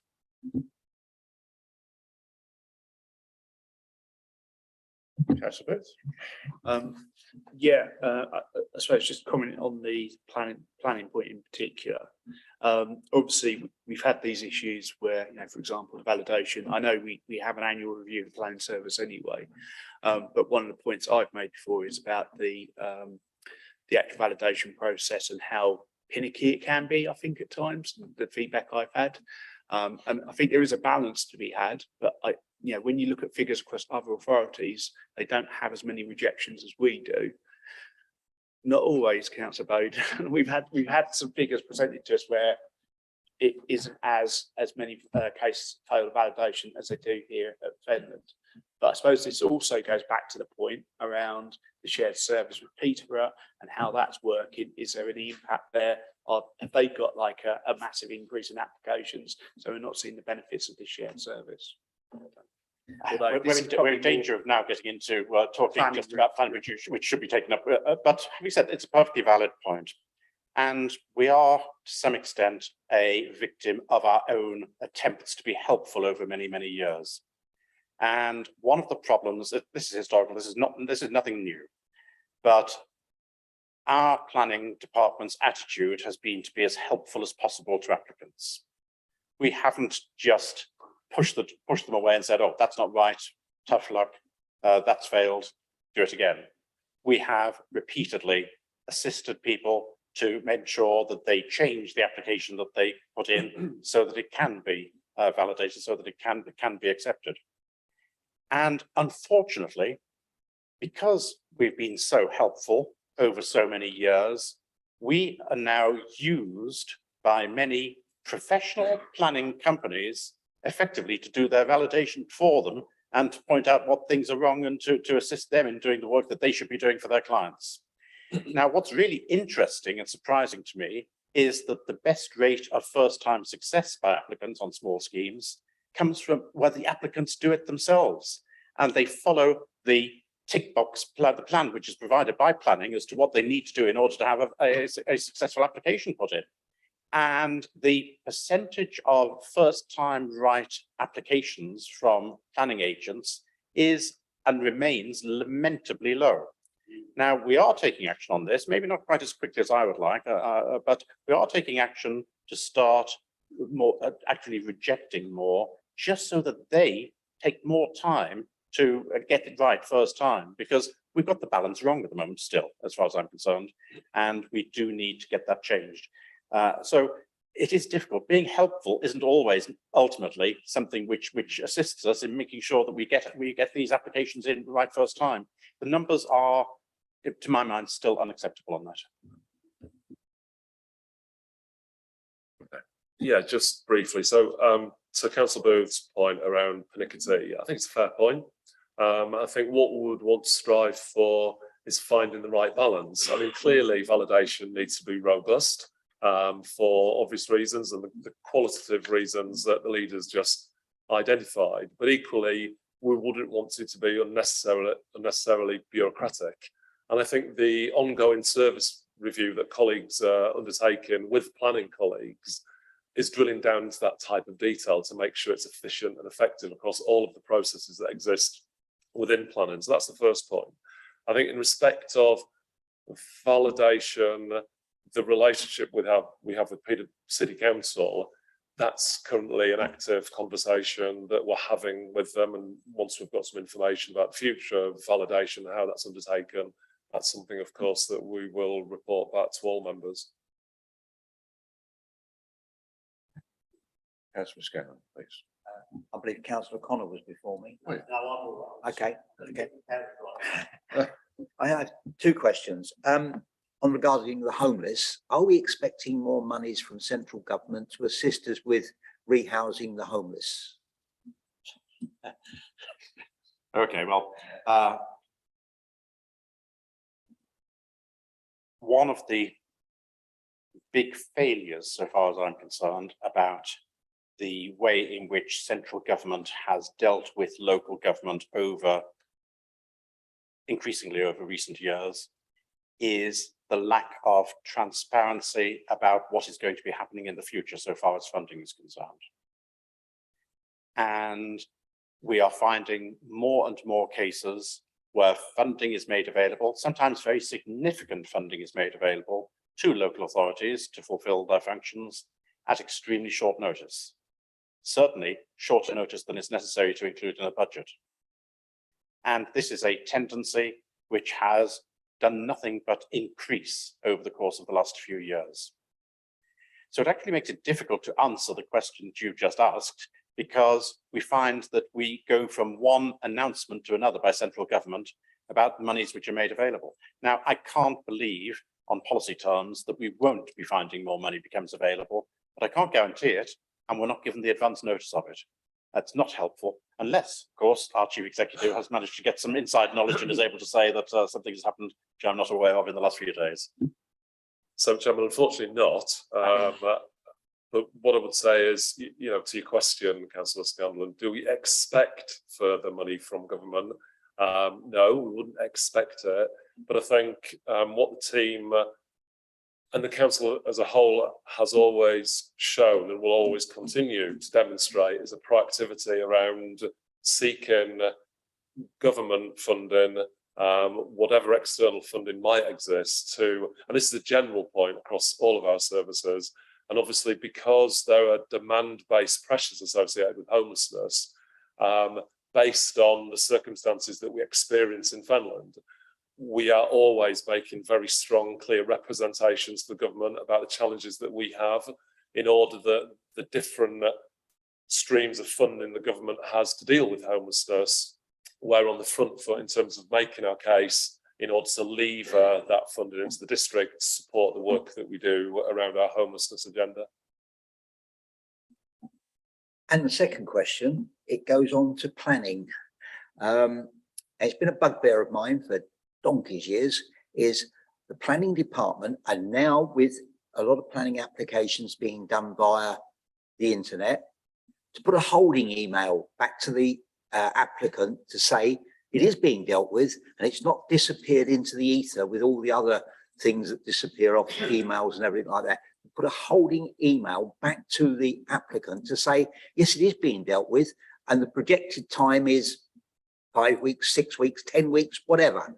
So that they aren't left in limbo to know whether A, the application's been received, or B, the application's being dealt with, or C, you're going to get it back because it's not filled in properly. So I think it's important, and it's always been a bugbear of mine that the planning department, and I know some other authorities do that, but ours doesn't. And I think it should be corrected. I think it's something that's essential for our clients, and they are clients, to be kept abreast of what's going on. Yeah, Chairman, if I can come back to that, it's a very well made point around effective communication, but also what is deemed to be sort of proportionate in the circumstances. Because obviously what we want to do is to make sure that, you know, people working in planning, their time is productive. But to your point around effective communications, well, of course, you know, we would want to communicate effectively. I think it's a really good sort of practical point, and one that is being looked at and will be looked at as part of the ongoing service review to identify whether or not there are aspects of how we interface with planning agents, you know, developers, those that are either in the system or thinking about sort of entering the system because they have a planning application. If there's more we can do to improve our communication. So yeah, we'll certainly take that away. Okay, smooth. Just another point on homelessness. Now, my understanding is that the measure or the KPI is probably more for the chief exec, this because it's more of a process type question than anything. But there is homelessness is determined by a survey that is done one night a year effectively. Is that correct? And do you think we actually get a correct picture of what that homelessness picture looks like? And also, does that not affect how government works out the income it will give to councils based on like that KPI figure type thing? So, Chairman, I think there might be an issue of semantics here. Homelessness isn't measured in that way. Rough sleeping is measured in that way to come up with a defined number, which, you know, we have a colleague in the room who oversees this. which is often devilishly difficult to tie down the precise number of rough sleepers we have. So, of course, you know, they are interconnected, but homelessness as a general approach, as opposed to kind of the number of rough sleepers that we report on at those given intervals, are two slightly different things in terms of how they're kind of measured and captured and responded to. But does it not affect how much the government will pay us? Because is it not like part of this data set we send to them that then they do their weird calculations and would pay out proportional? Is that not? So in terms of the detail behind homelessness calculations, I mean, clearly, you know, the homelessness picture that we present in Fenland, as I said before, is something that will influence the extent to which we get government-related funding. The extent to which our rough sleep account plays into that, in terms of that technical detail, I'm not quite sure, but there's certainly a colleague in the room who might be able to add something in that regard. All looking at you, Dan. Some guidance on that one, thank you. You've had your holiday. Yeah. Thank you. Yeah. So the rough sleep figures that the count is done annually. We actually do more counts in the year because what the counts showed was over a number of years now an increase in the Fenland area, which we have actually put on a reducing trend, certainly since the COVID outbreak. So that sparks government's attention centrally when you see a rough sleeper they want to do, and has led to the ability for us to secure bespoke funds for that particular aspect of homelessness group. Also, there's rough sleepers, and then there's the generic homelessness legislation, which we get thousands, you know, of inquiries if you look over the last few years. So the classic example is we've got a rough sleeper initiative funding that we've had.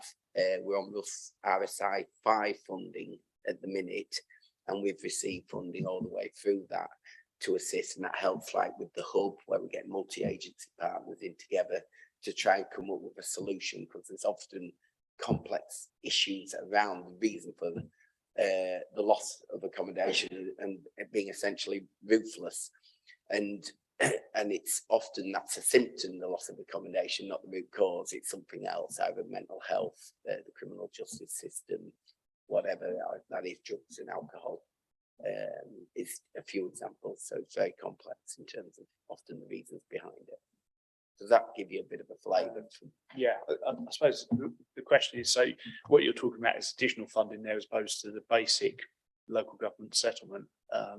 So does it not feed into that basic local government settlement figure that the local government settlement figure is based on a different calculation, and we have in the past few years through the leader and portfolio holder made representation on that formula through to government to say, you know, we do think moving forward we should look for longer year determinations to allow us to plan services, because often if it's year by year it's difficult for issues around recruitment and retention of staff, because often we can only give contracts for certain periods to time with funding, and then you lose, you know, towards the back end of that contract, obviously the member staff will be thinking what's happening at the end of the contract.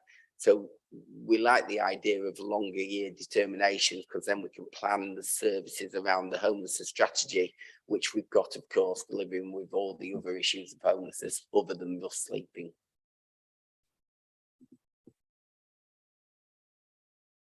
I do think it's worth saying, though, that first of all, not all rough sleepers are statutorily homeless. And it's easy for us to assume that that is the case, but it isn't.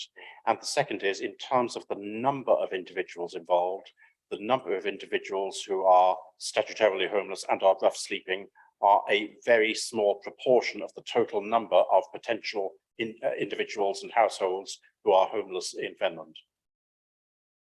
In fact, Dan, you may be able to give some idea of just how small of a proportion.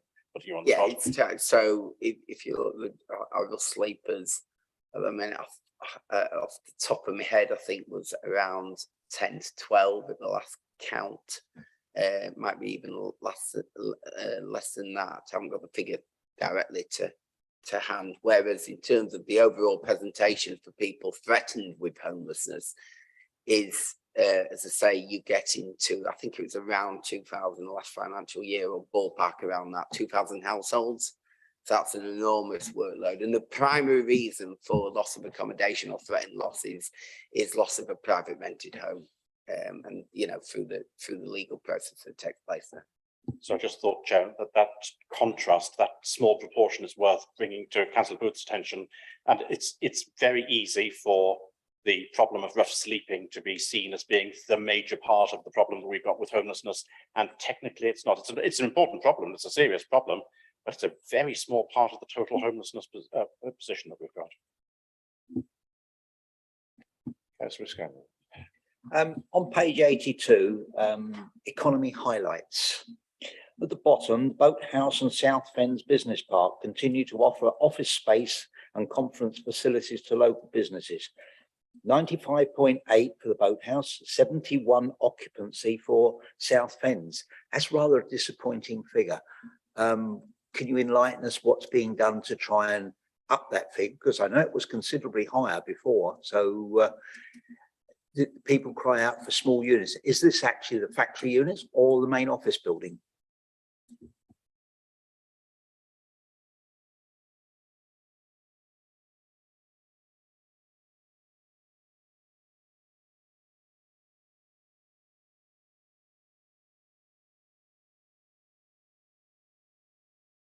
Of course, we want occupancy figures to be high. That's healthy. It's showing that the facility is being properly used, and it's yielding income to the council. Sometimes what a reduction in occupancy doesn't point towards is the reason why there's been turnover. And obviously we don't have the detail in this report here, but for example, you know, sometimes we can see a degree of turnover that takes it down from in the 90s to where it is now. That does seem, you know, a little bit low. So that's something that I'll take away and speak to relevant colleagues about, because businesses have been successful, are successful, and they've moved on to sort of move on accommodation is what it's referred to. So really, you know, I will take that point away to get a little bit more detail, Chairman, and we'll have some more detail circulated, but that can be one reason behind a fluctuation in the percentage occupancy figure.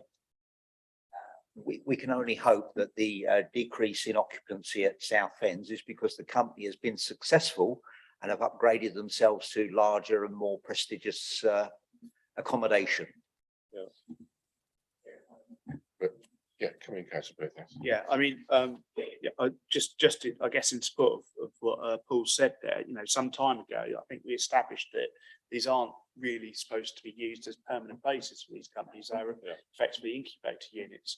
So actually having a 71% occupancy might not be a bad thing, because it's indicating that businesses are moving. The indicator that we might want to look at is 95.8, because that might indicate that the businesses are kind of settled and aren't actually moving on, because the purpose of these isn't to provide permanent accommodation, is to get businesses established so they move on to other accommodation. So I think we need to take these figures. I mean, you probably want a figure somewhere in the middle to show the appropriate level of turnover, but you know what that is, I'm not sure. Yeah.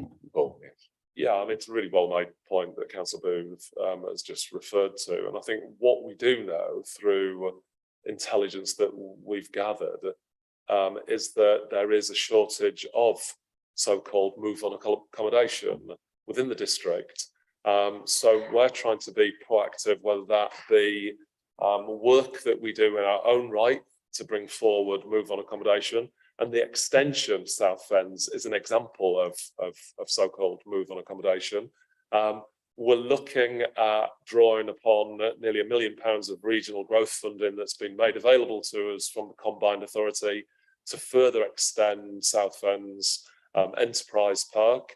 But that doesn't get away from the fact that, you know, we're challenged other parts of the district as well. So, you know, it's really important to support that sort of thriving small business network that we have right across the district, for them to kind of move on and you know, flourish and continue to grow.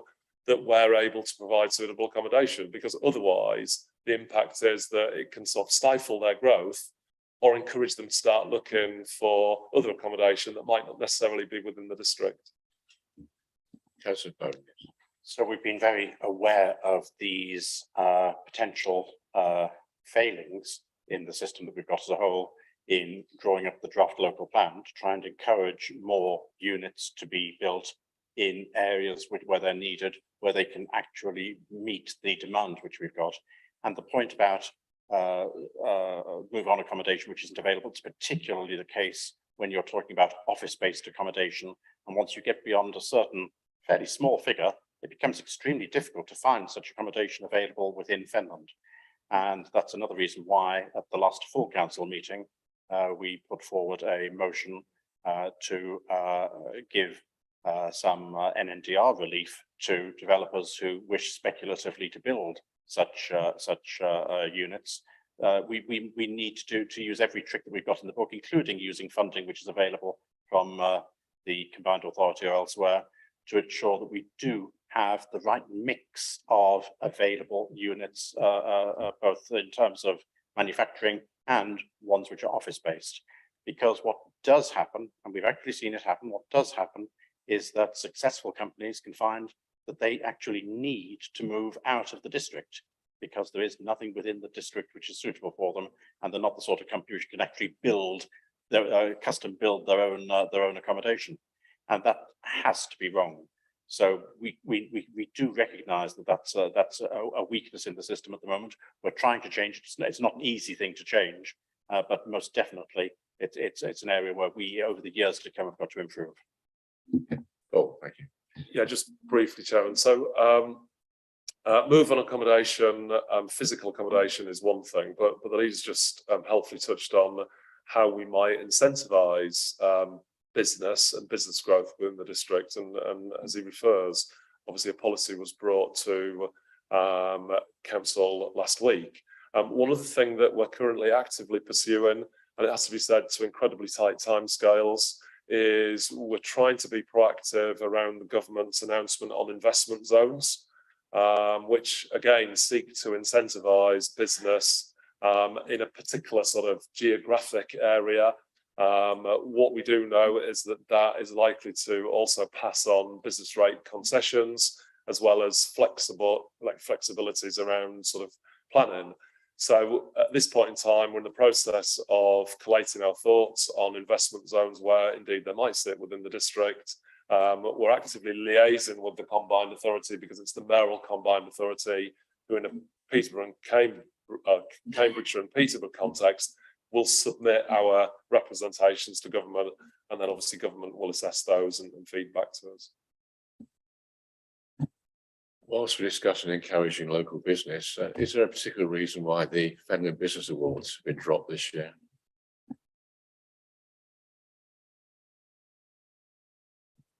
We'll have to take that away as a point and look into that. Yeah, I did actually bring this up with Councillor Benny, but he had no particular answer. So I would like to know. I have been asked by people when they're going to restart.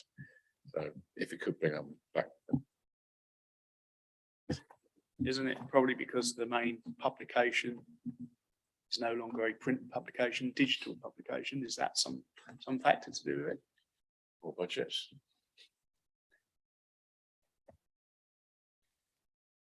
Is it a demanded answer? I don't know. Yeah.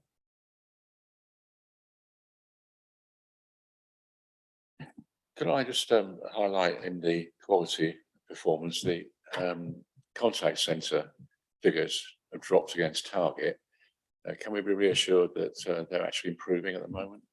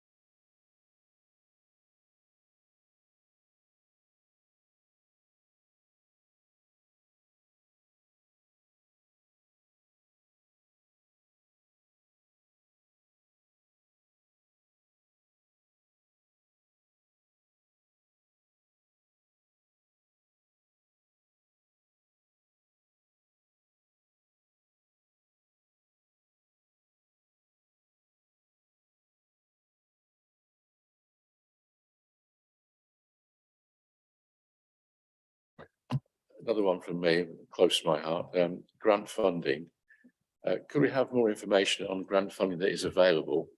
I often get emails from the MP's office, for example, alerting me to funding opportunities, but not necessarily through Fenland District Council. So in terms of grant funding, I mean, I think there can be many different sources of grant funding that on the face of it is available. Some of which, you know, I think it's fair to say is more appropriate and applicable to FDC than others, some of which we don't qualify for. So I think we need to be selective in terms of the grant funding that we pursue to make sure it aligns with the council's key priorities, and that's just, I think, a basic issue in terms of, you know, how we use our resources.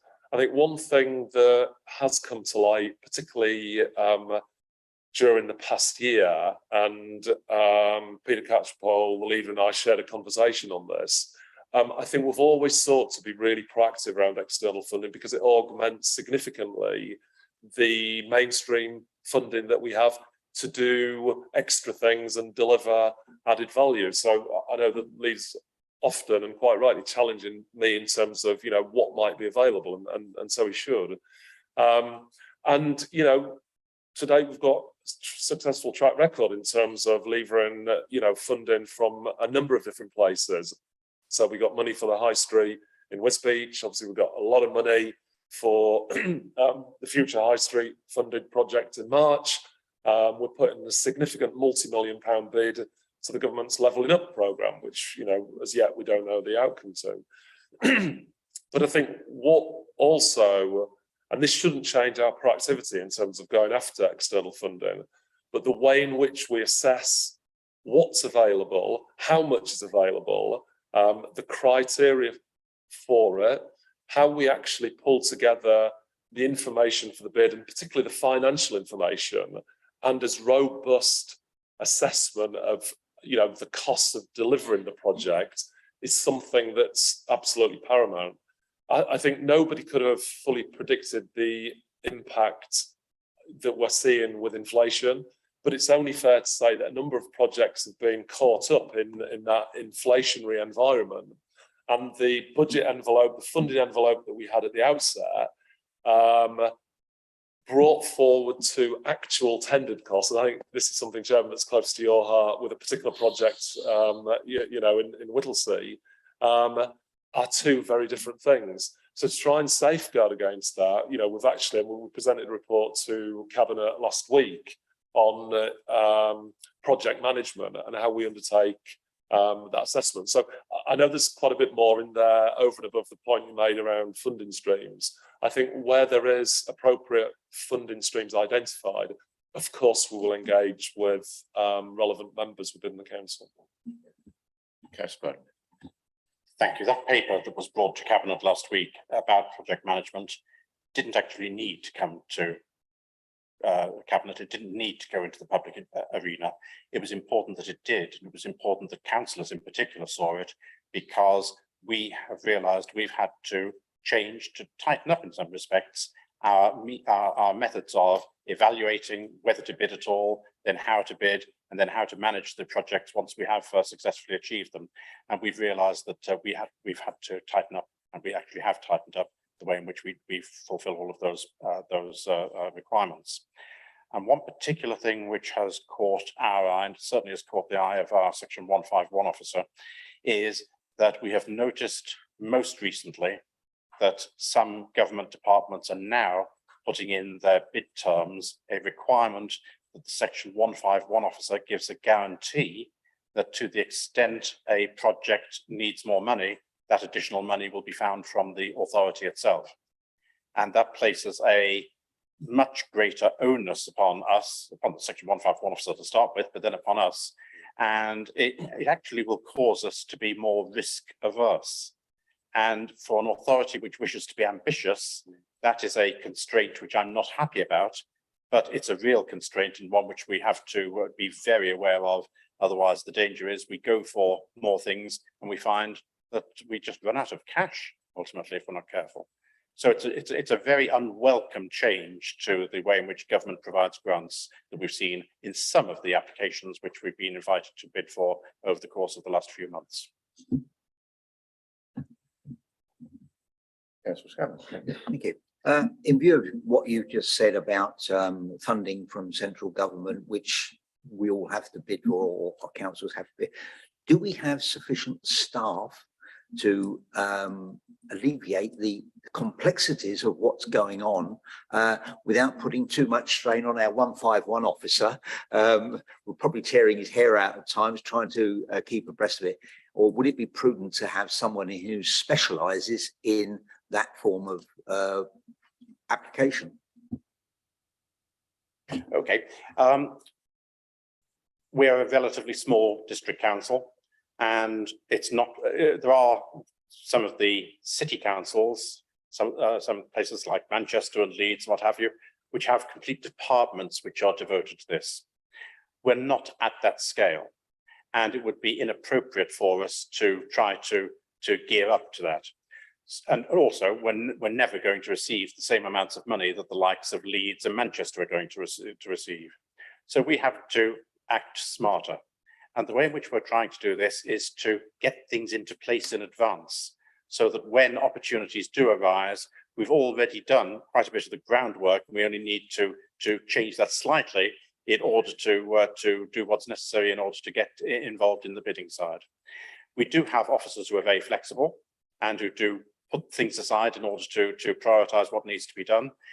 We have a very competent procurement officer facility available to us, which makes an enormous amount of difference in terms of making sure that we go through the processes correctly that we go through.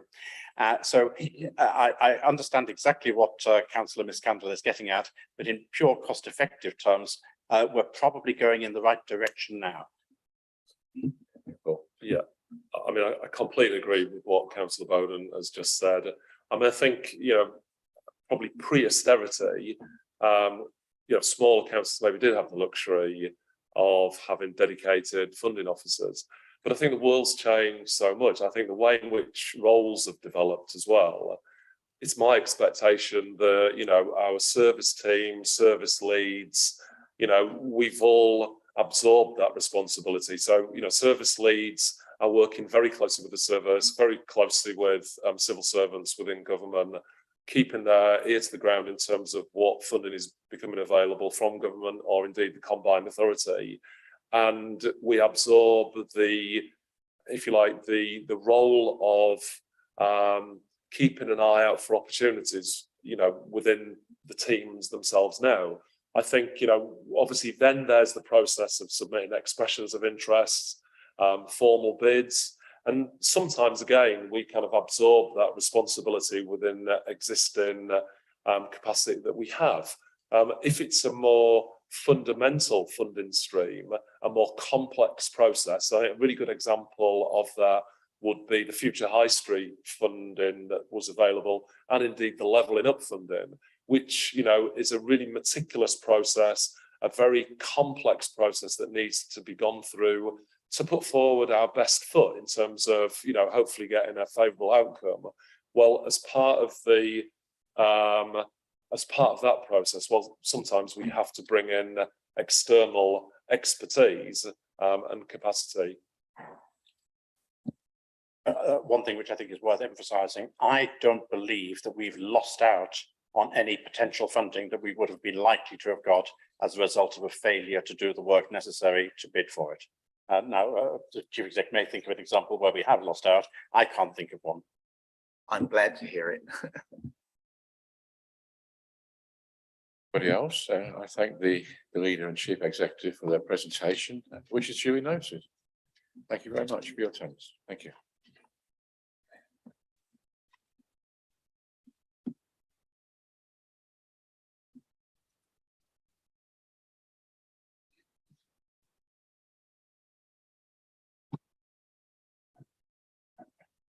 Item 9 on the agenda is to consider the future work programme. I've been very keen to bring forward the Clarion review in terms of getting ahead of the winter period, and And I've had discussions on this, so perhaps then you could update us on whether in fact you can be able to do that. Yes, we talked, didn't we, at the pre-meeting about potential for Clarion to attend the December meeting and then move the update in relation to the CPCA growth service to the February meeting. So essentially those two agenda items to swap. The benefit that that would provide is that the growth service, the Start and Grow Fund doesn't finish until the end of December this year. So if it were to come to the February overview and scrutiny meeting, it would be able to give you a full update on how successful the scheme has been. I believe we've heard from Clarion, who've confirmed that they are able to attend the December meeting, and therefore those two agenda items can swap if members of the panel are agreeable. Sorry, yes. Yes, Chairman, thank you. I think we, on respect to what I said earlier to the health from Cambridge County Council, I think we should ask for the CCG to come in as well. I don't know what other members think, but you know, just to get some clarification where we're going health-wise in Fenland. I think it's something that has to be kept on the agenda, and we'll move forward with that. Yes, thank you. Didn't they say it was like the ICB in theory that we should actually get in as opposed to CCG? Anglian Water, I think we need to have an update from them, whether it's a written update or a presentation, because the number of leaks that we're getting around Whittlesea and their response times is absolutely abysmal.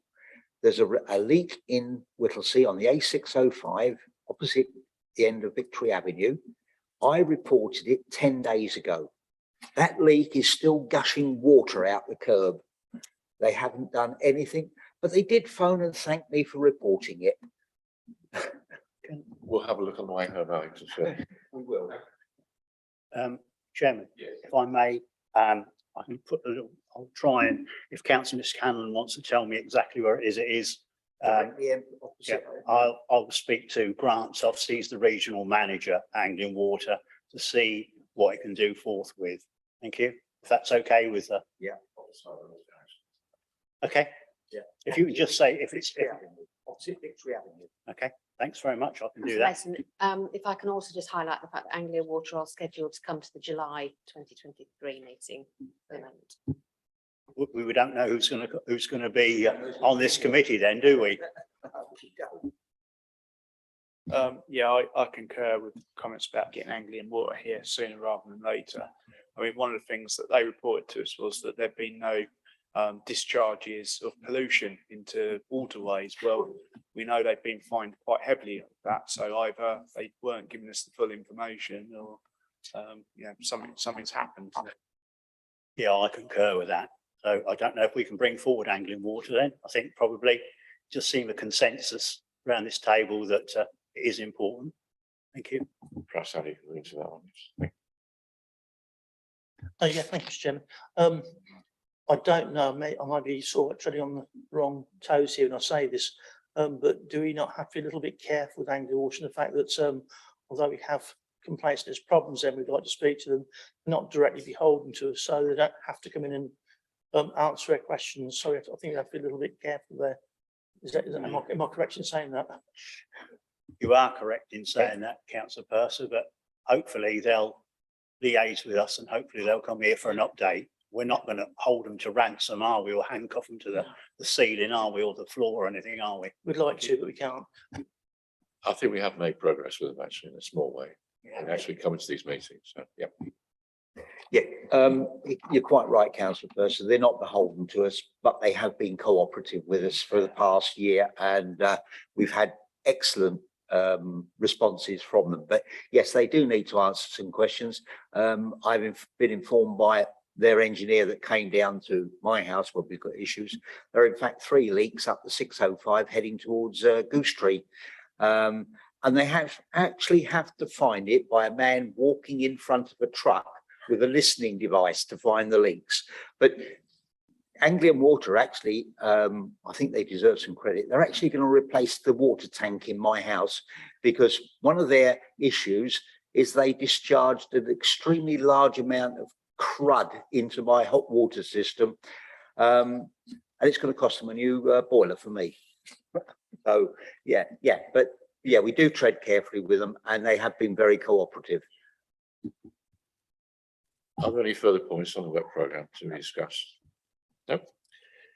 We'll proceed to agenda item 10, items which the chairman has deemed under item 3 urgent, and there weren't any. So I will formally close this meeting with thanks to everybody at 3:42. Thank you very much for your attendance.